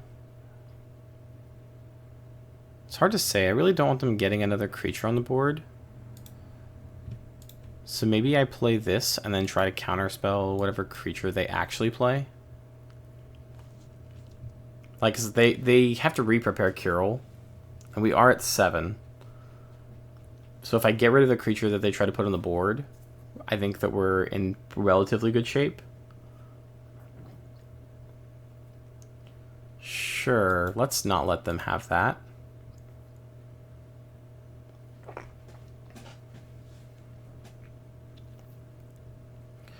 You gotta work with just this Kirill. Doesn't attack. Play the land. Infirmary Healer.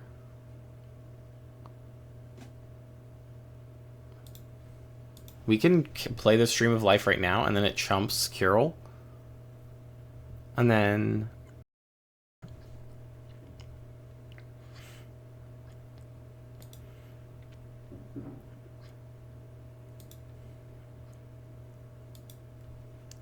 just gain 4 life, go up to 11.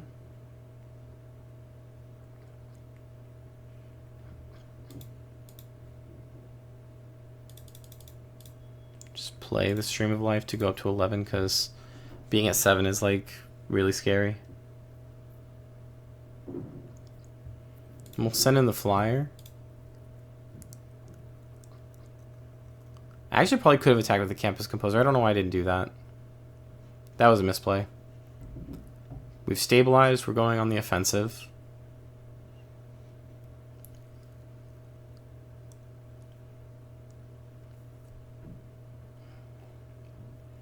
The Aviator. I'll probably start sending in the... Every turn he doesn't attack with Kirill, I probably start sending in the Campus Composer, the Aviator, and the Flying Elemental.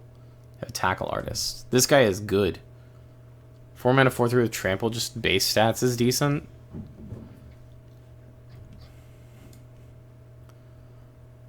Play this Shopkeeper's Bane.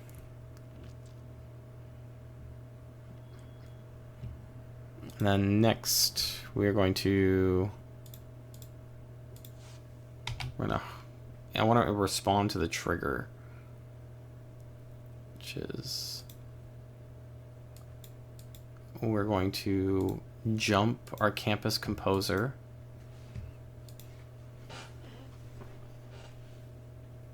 And then let him prepare. And then being able to do this over and over again, next turn I should be able to attack for lethal. Depending on what he plays, right? If he plays some... Yeah, I don't think I didn't have lethal this turn. But next turn I should. Because I will have to block with the Shopkeeper's Bane and the Infirmary Healer this turn, probably. The Topiary Lecture, I think, is big enough that it's just better as a threat. But it's also, like, holding back, like, the Scary Blocker with 6 toughness.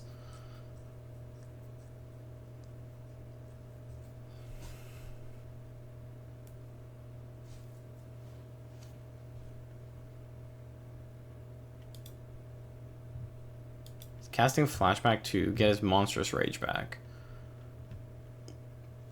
That makes us, like, a really scary attacker.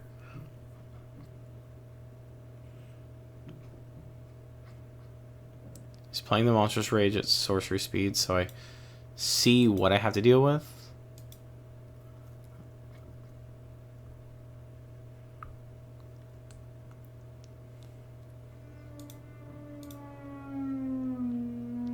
He's attacking for 15.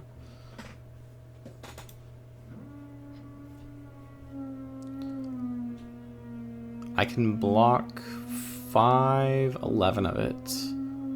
I don't think I want to block all of it, though. He's attacking for a lot, though. Guess we just, like, try to kill a Tackle Artist.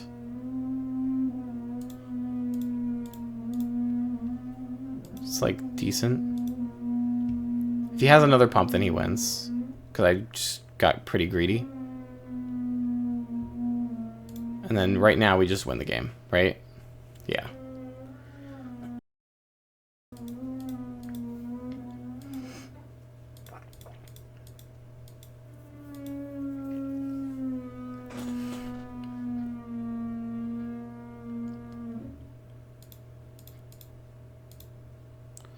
And now we're at 650. So if we get one more win, we get our all of our gems back plus some, which is kind of nice.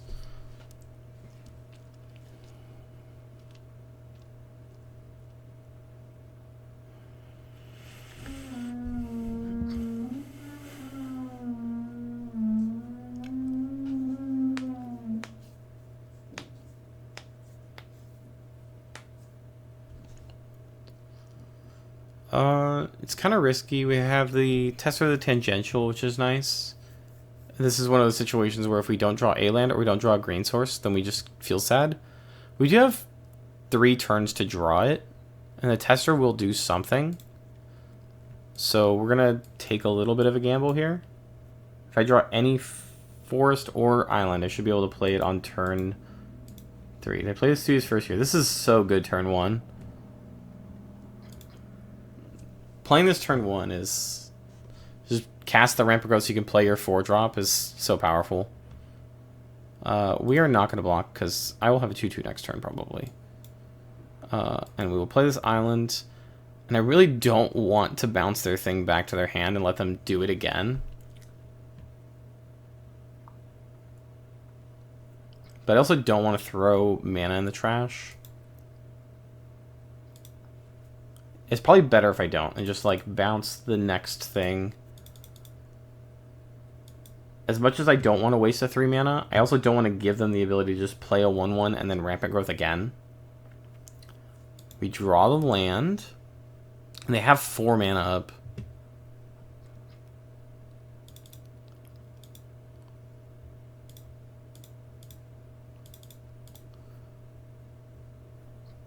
They didn't... There was no real stoppage. They could have a counterspell, right? Is it worth it to just try to slam this? We don't have the green, so we're just going to spend 4 mana for this. We get the increment trigger, so we're not like just out. There's a disdainful stroke. Man, if we just spent... No! Blown out from the disdainful stroke. This is like the luckiest disdainful stroke ever, just because it happens to have... Okay. Well, they prepared Tam, so we can't do that. We're going to just start playing our Test of the Tangential. We have to tempo them back a bit. I'm going to play this Matterbender Mage and then hope that they don't have... Yeah, we're going to bounce the Tam back to your hands. I don't want you preparing decline. If I draw land, I get to deploy Shopkeeper's Bane and the Fluorescence. He's going to prepare it, and then he's going to cast Deep Sight. They know what they're doing, that's for sure. We didn't draw land.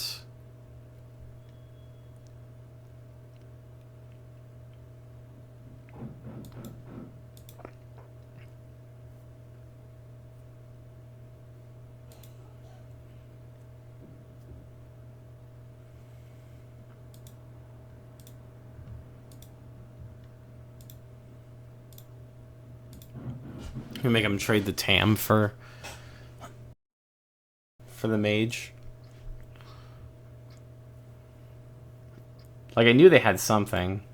We did go 1 for 1 on all of them, which is nice.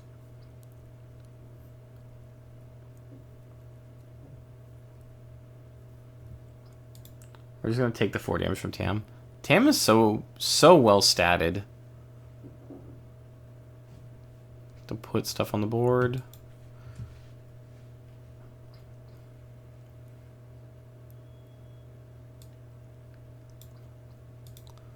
Might just be able to, like, win a combat.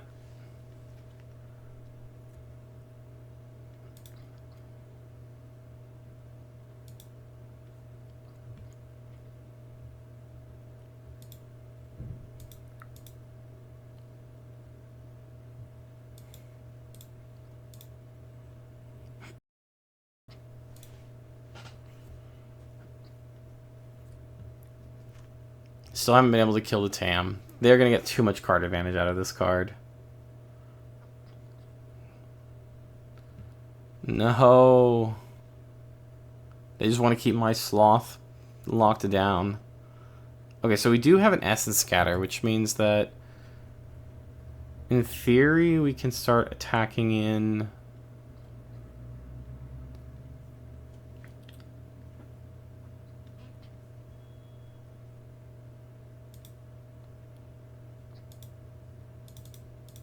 I'm just gonna take the...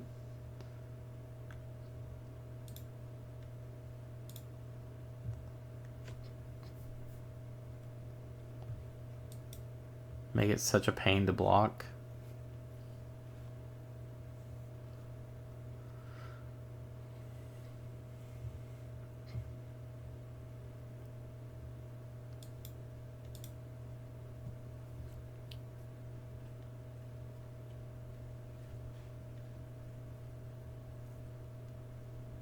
We are beating them on board.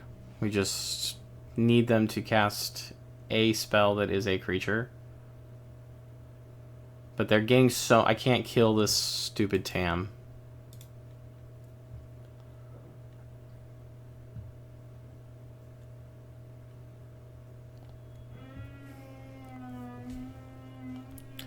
Finally, I'm able to bounce the Tam.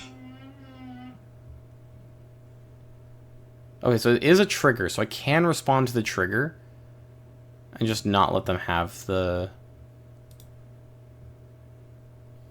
Yes, we will take the action and we will pay 1.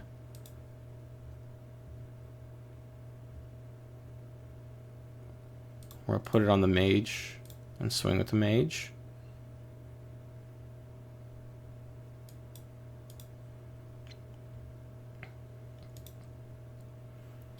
We got damage in.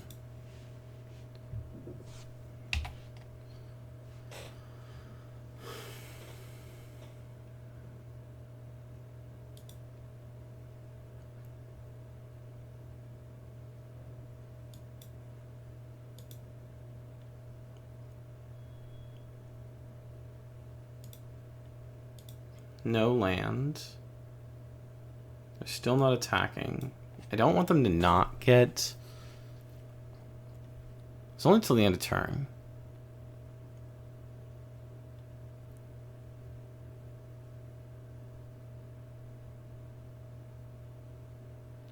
It's probably better to hold this up and then try to make one of what would be a good block a not good block. Decline. Let's send both of them in.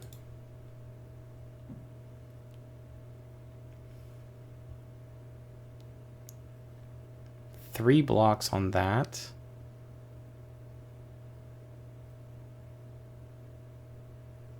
It's gonna die either way.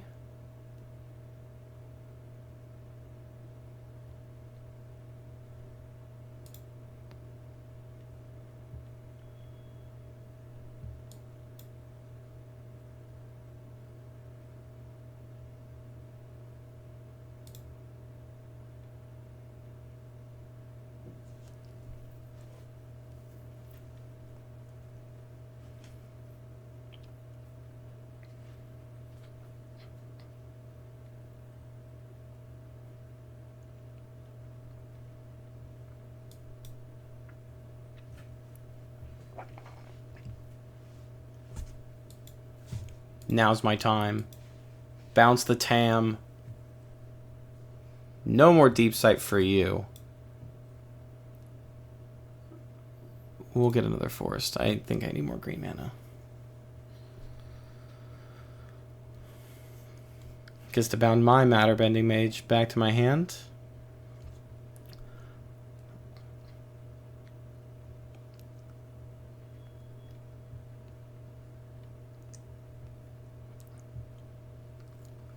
I'm not bothered by that.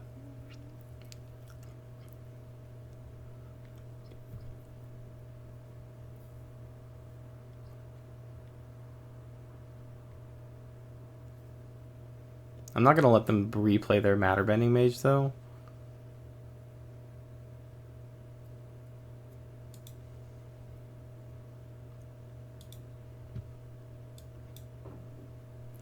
But we are going to start attacking with this Test with a Tangential. So S can scatter my or wait, what was... Oh, it was my Matter Bending Mage. That's fine.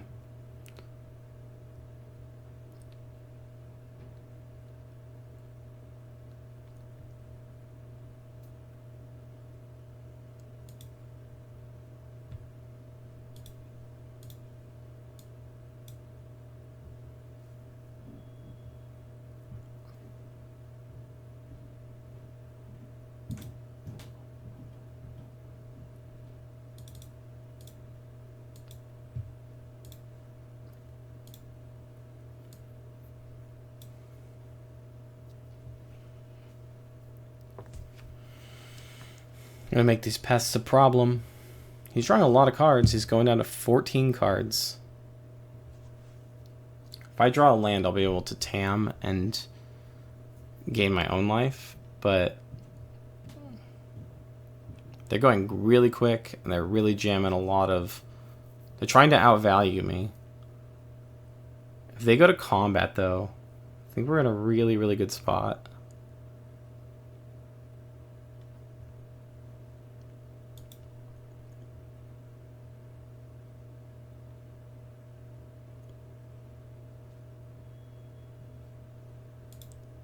I'm just gonna go... I have 7 mana. I'm just gonna go 4. We're gonna make a 4/4 and then move 2 more counters on the other pest. I like that. This is actually like not that bad.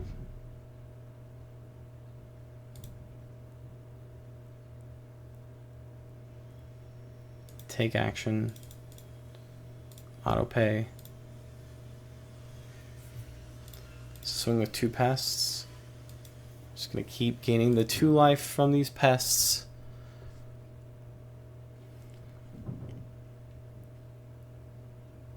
We lose 1. This is a pretty good play. I forgot about they have the ability to pump. They love casting this deep sight.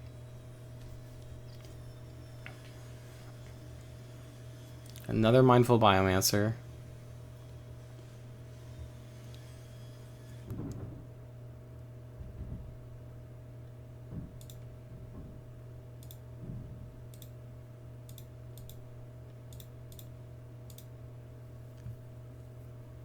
That's fine. We can trade here.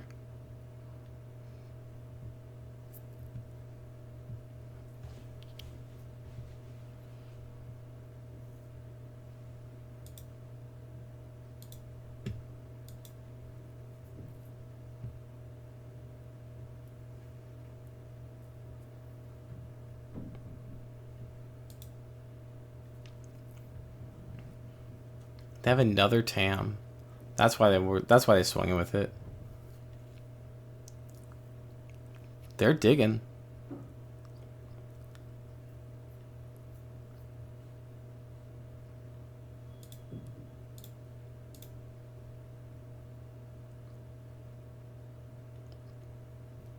We're racing.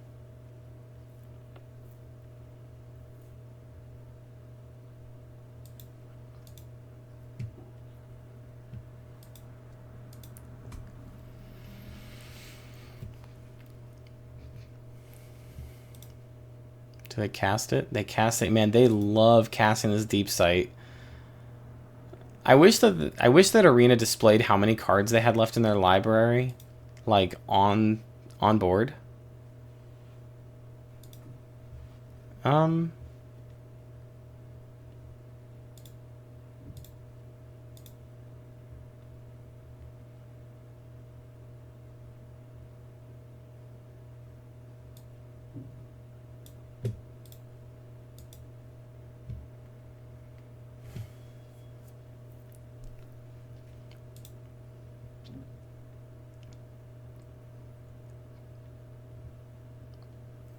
Take 3. We still need to deal with this 3/3. Cuboid Colony. They got a lot of flyers now, and we need a way to stabilize that because it's a real problem. We get our own TAM. Hopefully they don't have an Essence Scatter again. Play the land. She becomes prepared. Cast the Deep Sight.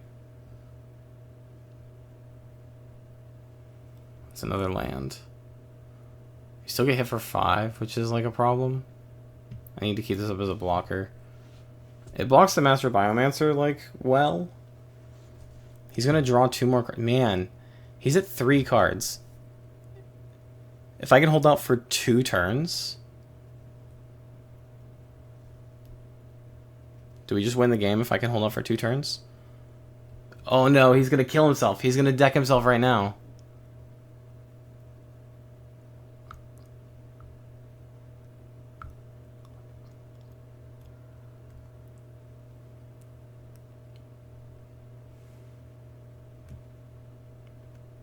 Banishing Betrayal the worm back to our hand? Okay, sure. It's like 2, 5, 2, 5, 8, 10, 12 damage if I don't block that. If I do, I have to block this, otherwise I die.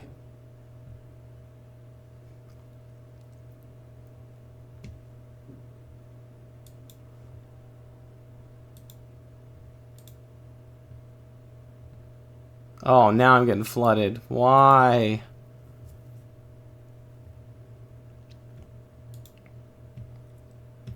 They have enough to kill me, so... It's unfortunate.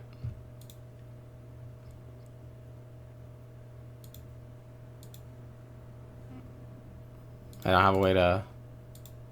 They're literally at 0 cards. The fact that I couldn't get them to draw 1 extra card... That was like the riskiest thing ever. If I had drawn anything but lands in the past 2 turns, there's a chance we could have stabilized, and then they would have lost that game. Like, I just needed to block like 1 more creature during the big attack. But that's okay. We're still doing very well.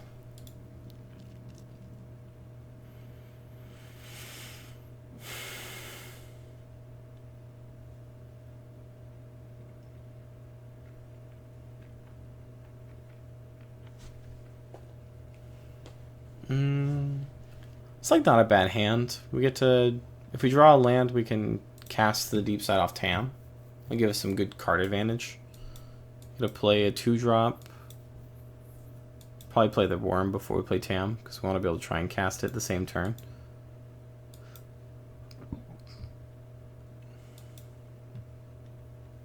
Just hold out the Brush Off, I guess, in case it casts an instant or sorcery on turn 3.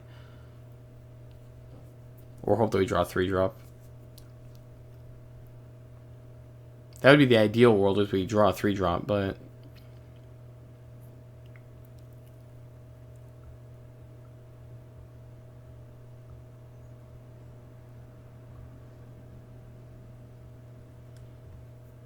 we drew a 3-drop. That's nice. Let's play this Topiary, whatever it's called. I don't really want to trade with this because this has more value in the graveyard than it does on the board. But it is a 3/1, so... it also... okay. They can now cast Rejoiner. That is a problem.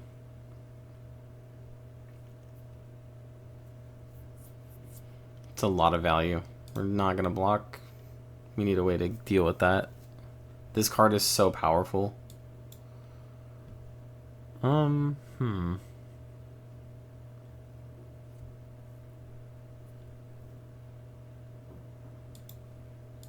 Just play this worm.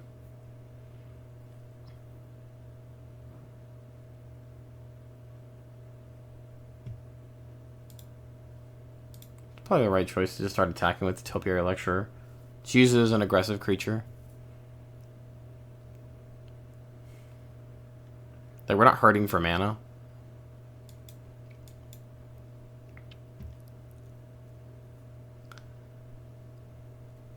Like, next turn we get to play Tam. It ticks up. We play a land.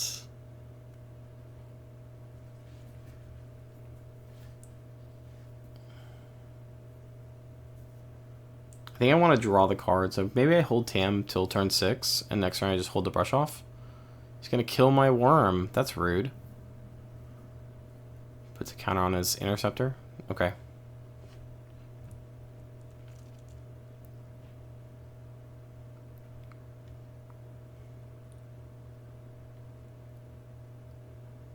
I can't block the 2/3.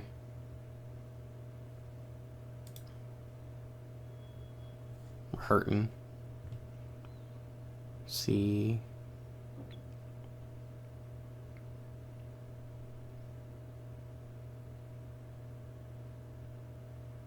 I'm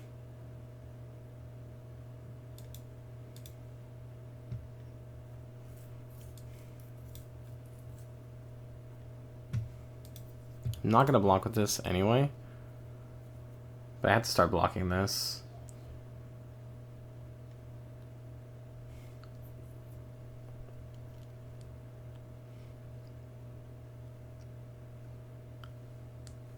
No, we'll just keep it up. We'll keep it up because I think that there's like a real risk of, like, if they cast an instant sorcery, we can use the Topiary Lecturer to counter it. And yes, they get the counter, but maybe we have more counterplay if we can get rid of the spell. Especially if it's like a rule spell, like this was. Wilt in the Heat is like so brutal.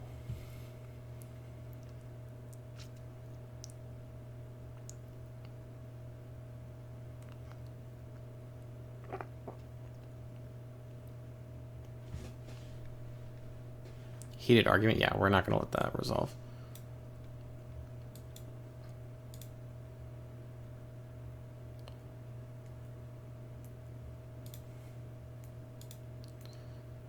Think we're in a position where we have to block with the Landscape Painter just because of how big it is. Well, it's only this. You know, we're going to take the 5. This is like a really risky play. But like, we can cast the Deep Sight and gain a life back. Play a land, re-prepare Tam. Cast the Deep Sight, gain a life back. And then I can cast the Vibrant Idea, but then I lose the blocker, which is relevant. Actually, we can then block with Landscape Painter and not feel bad about it if we do that.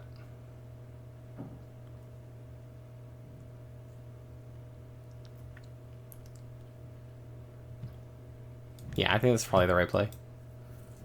You draw the 2 cards. And then now we can block with the Landscape Painter. Which is...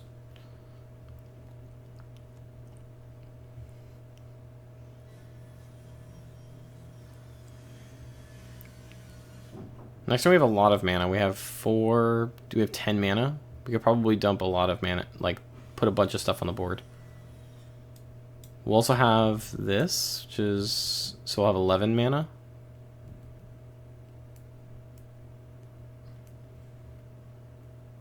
He should be attacking with the Interceptor, but I guess I would just block. I don't know. Do I block with Tam right now? Just kill this stupid... Kill the dog. No, I think it's worth it to just buy myself the turn with the 2-1. Right, I got the value out of it. Does he have a removal spell? If he does, he should have done it before, right? Because if we had blocked with Tam, there's a chance that he kills the other creature, kills Tam, and then has a removal spell that kills a Topiary Lecturer, which would have just, like, devastated us.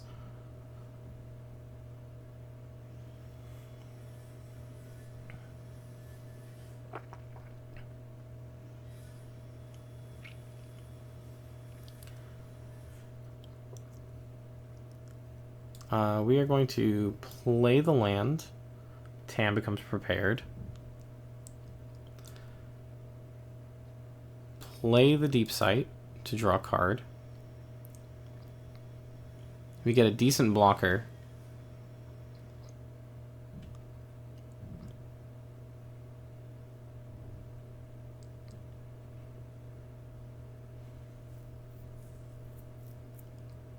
I have 5, a theoretical 10 mana. It's probably the right play, is you go 10-year Concoctor. Then we have 5 mana left. Play the Shopkeeper's Bane, which blocks the Docent, and the Infirmary Healer, which threatens to gain us life next turn. And then next turn we'll probably play a lot of other stuff. We probably actually just play Stream of Life to just gain a crap ton of life next turn.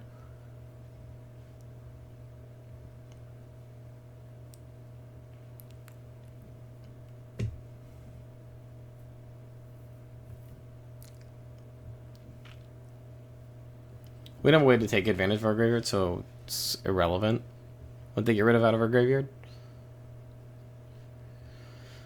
They send the 1/1 in? Just the 1/1? Okay, that's fine. Gives us a whole nother turn. Play the land.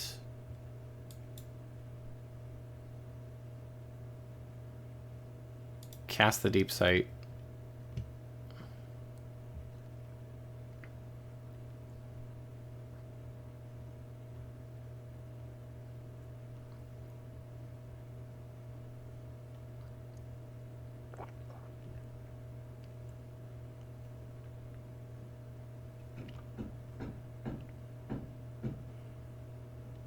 I like the idea of being able to attack with this. I just don't like the fact that they have a 5/3 that they could trade with it. Maybe we attack with the Shopkeeper's Bane. Seems like it's like not that bad of a play. Just see what we do based on what they do. Because the Shopkeeper's Bane is going to help us stabilize, right? Like they could block with the Relic Sloth or the Docent, or they just take the 4. That's fine. Doesn't bother me at all. We probably just deploy this Pestbrute Sloth then. It's like a good blocker.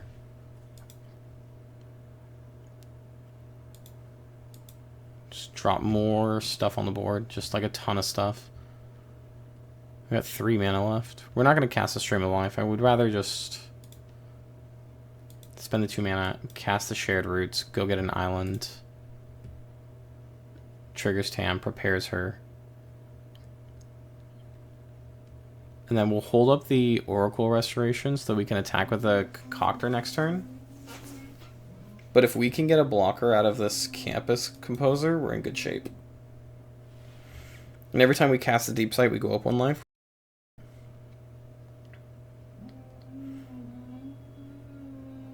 And our board is pretty big. So Just gonna keep exiling stuff from our graveyard, which I'm not really... They have to assume that we have a way to regrowth stuff, but we don't. Matterbender Mage. Okay, so like we just bounce the docent back to our hand, and then we can just jam with the Concoctor. I think that's like the play, right?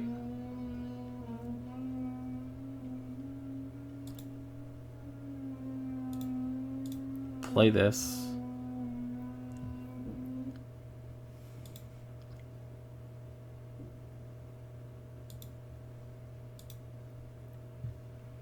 They put 2 counters on this, so if we just put it back in our hand, then we're good.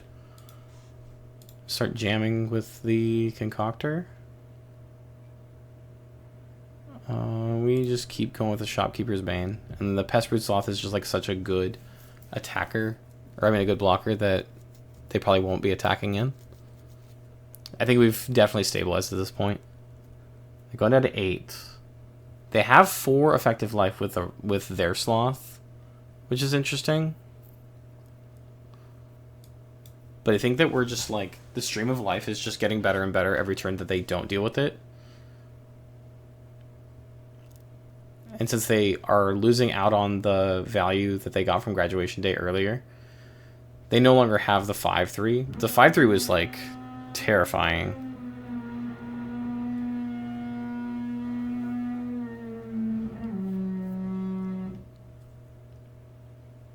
Oh, they didn't want me to be able to cast that. That's fine. That's okay. We have this 3/3 with flying that's gonna start just... I don't know why they scooped. The game wasn't over. They had 5 life. They didn't have an overrun or anything, but they did, so can't change it. Like in that situation, I don't think that they had a reason to scoop. I wasn't threatening to win.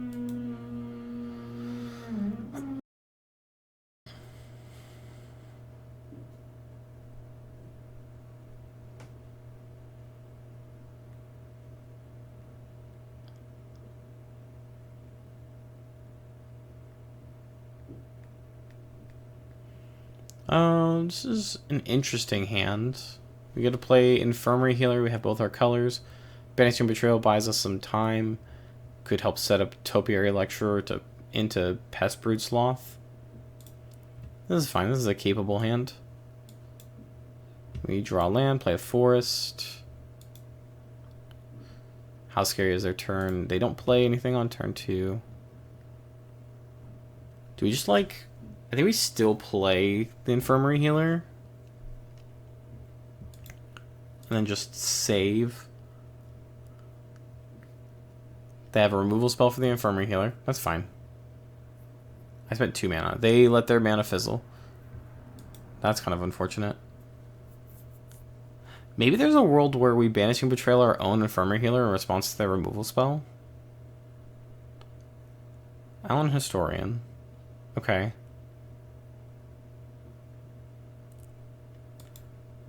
Or we just deploy and tempo them. I think that's probably the play, is just tempo. We're just going to start going in. If we draw a land next turn, we can Essence Scatter the creature as it comes down. And then the next turn we can Banishing Betrayal a creature. Play a 3/3? Sure. We didn't draw a land. Let's Banishing Betrayal this now. That way we can try to hit our land drops.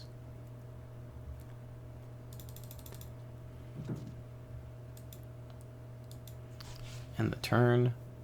We missed a land drop, which means that we are in not very good shape. We need to deploy this Topiary Lecturer.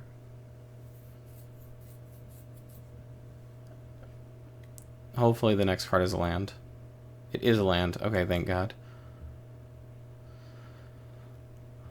This card is very powerful. I think that we are supposed to hold up the Essence Scatter for the creature. And in the meantime, make this into a 4/4, right?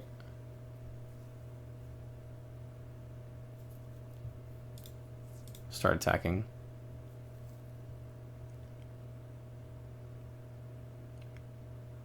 That was not a good spot to be in. That hurt.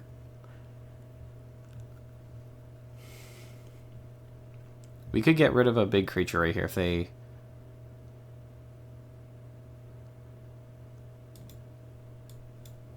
We're just gonna not let them have a creature. They have their creature already on the board. Play their docent, that's fine. If we draw a land...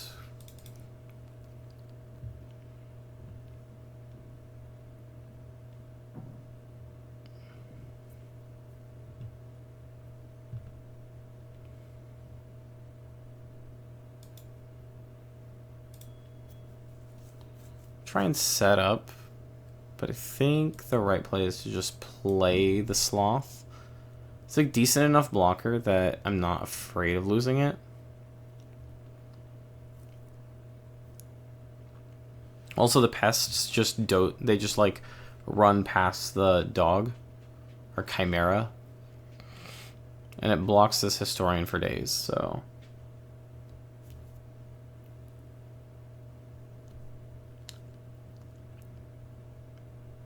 He's going to flicker his Alistorian so that he can surveil once more.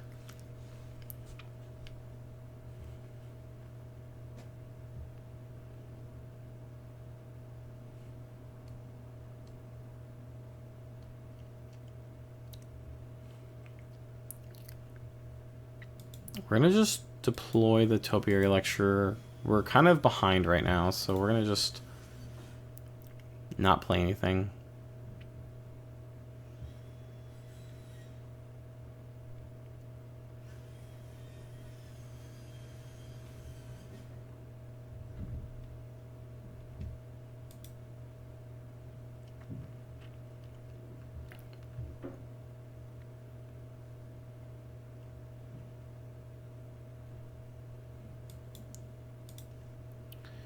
Play Tam, take this up. Play the forest, get that online, and then now I think the Infirmary Healer blocks well enough. It's like free damage, I guess.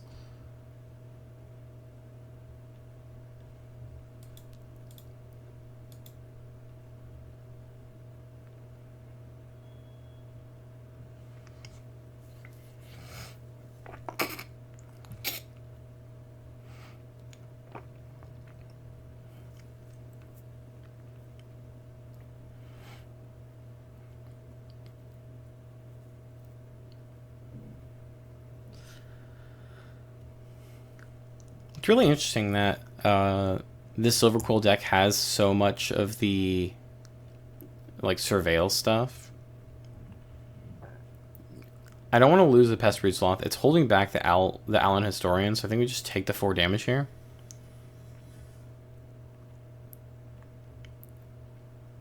We are going to Deep Sight now.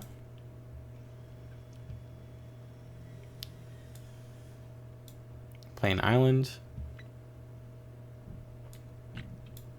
Deep Sight again.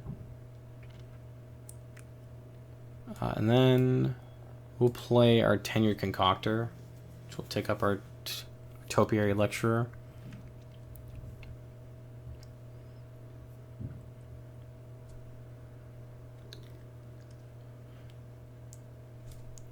I think we've reached the point where we can kill them with card advantage.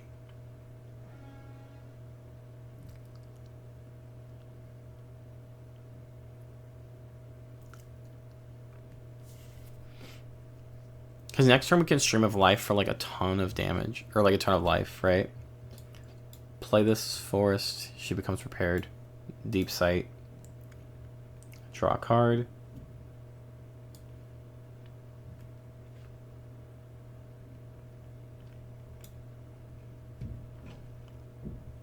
We'd attack him with a 6/5.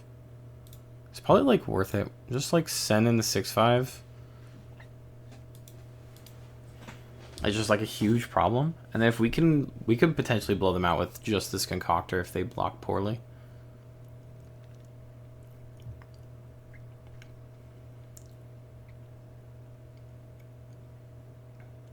Like, if they block with one rabbit, they're not hurting that bad.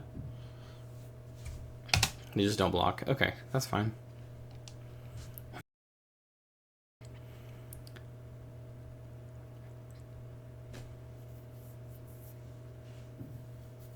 I think we just, like, hold up the mana, right?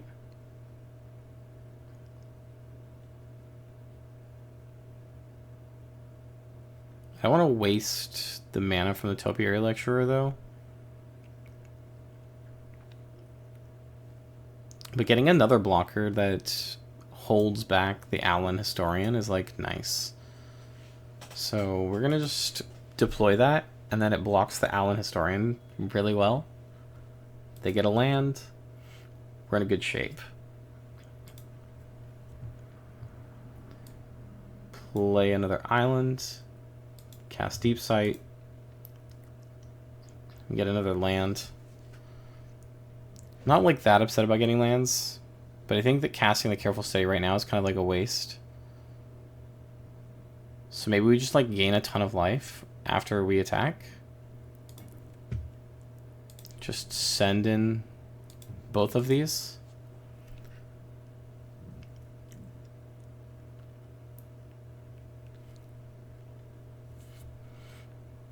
I think this is the turn we probably Stream of Life. If they don't, just taking the damage, okay? It's like 6 plus 4. We can gain 7 life.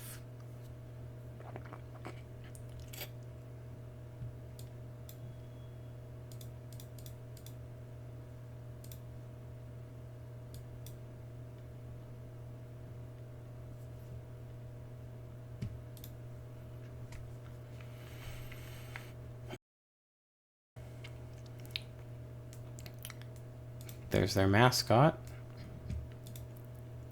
Do they start being aggressive or no? No attacks. Let's start playing this forest. Cast this Deep Sight. We have a brush off for the next spell that they play. We're just going to keep going in. And keep sending in creatures. They can't keep taking this 6 damage.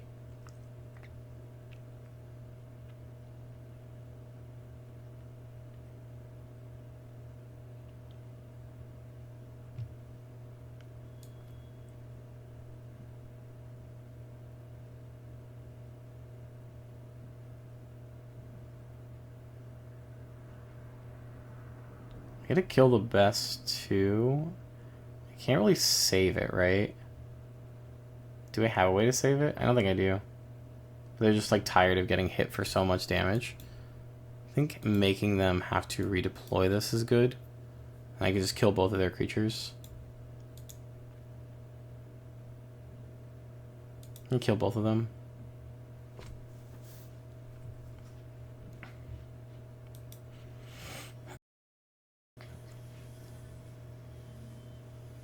The question is, I'm not afraid of the 2/2. I'm more afraid of the things that I haven't seen. You can have your 2/2.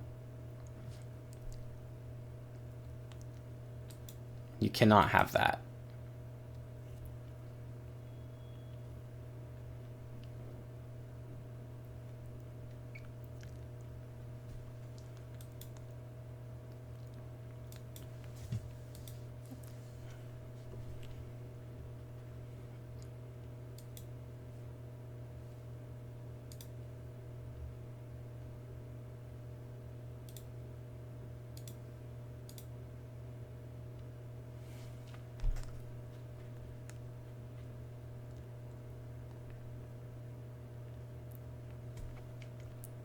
Turns it into a 6/6.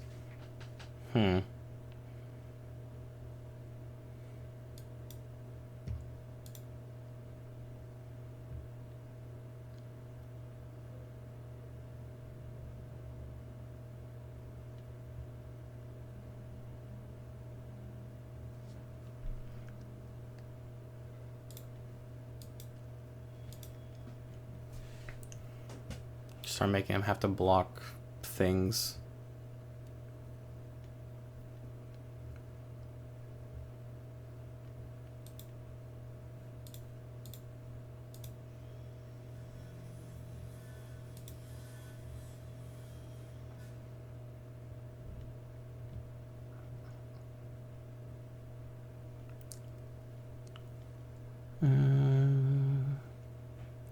probably just do this just to get...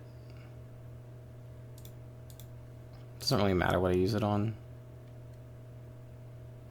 Just hoping to draw a counterspell in case they have a bigger creature. Graduation day. We're going to play this land, prepare Tam, cast the Deep Sight, play the Landscape Painter, then we're going to cast the Vibrant Idea to draw 2. I don't really want to play the Encouraging Aviator right now because I don't want to tap the Topiary Lecture, which I think is just like a better, it's better as an attacker. We have to attack with Spellbook Seeker. I wonder if like that's the play. Is like we attack with Spellbook Seeker, and then if they block, we're like not hurting because we can just play the if they don't block, we can just play the Aviator.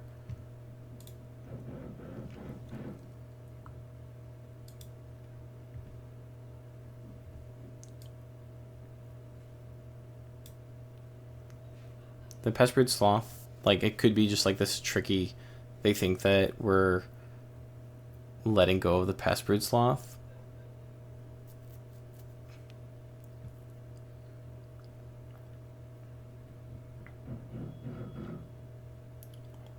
I mean, if they do hit us for 2, though, we aren't like, or 3, we're not like that upset.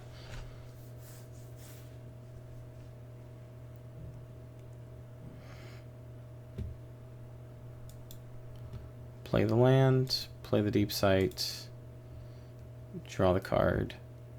Would have been useful like 9 turns ago. I think we're at the point where we just have to start just jamming. I don't really care if we lose Tam at this point because I think that we're in the end game. We're just gonna start just.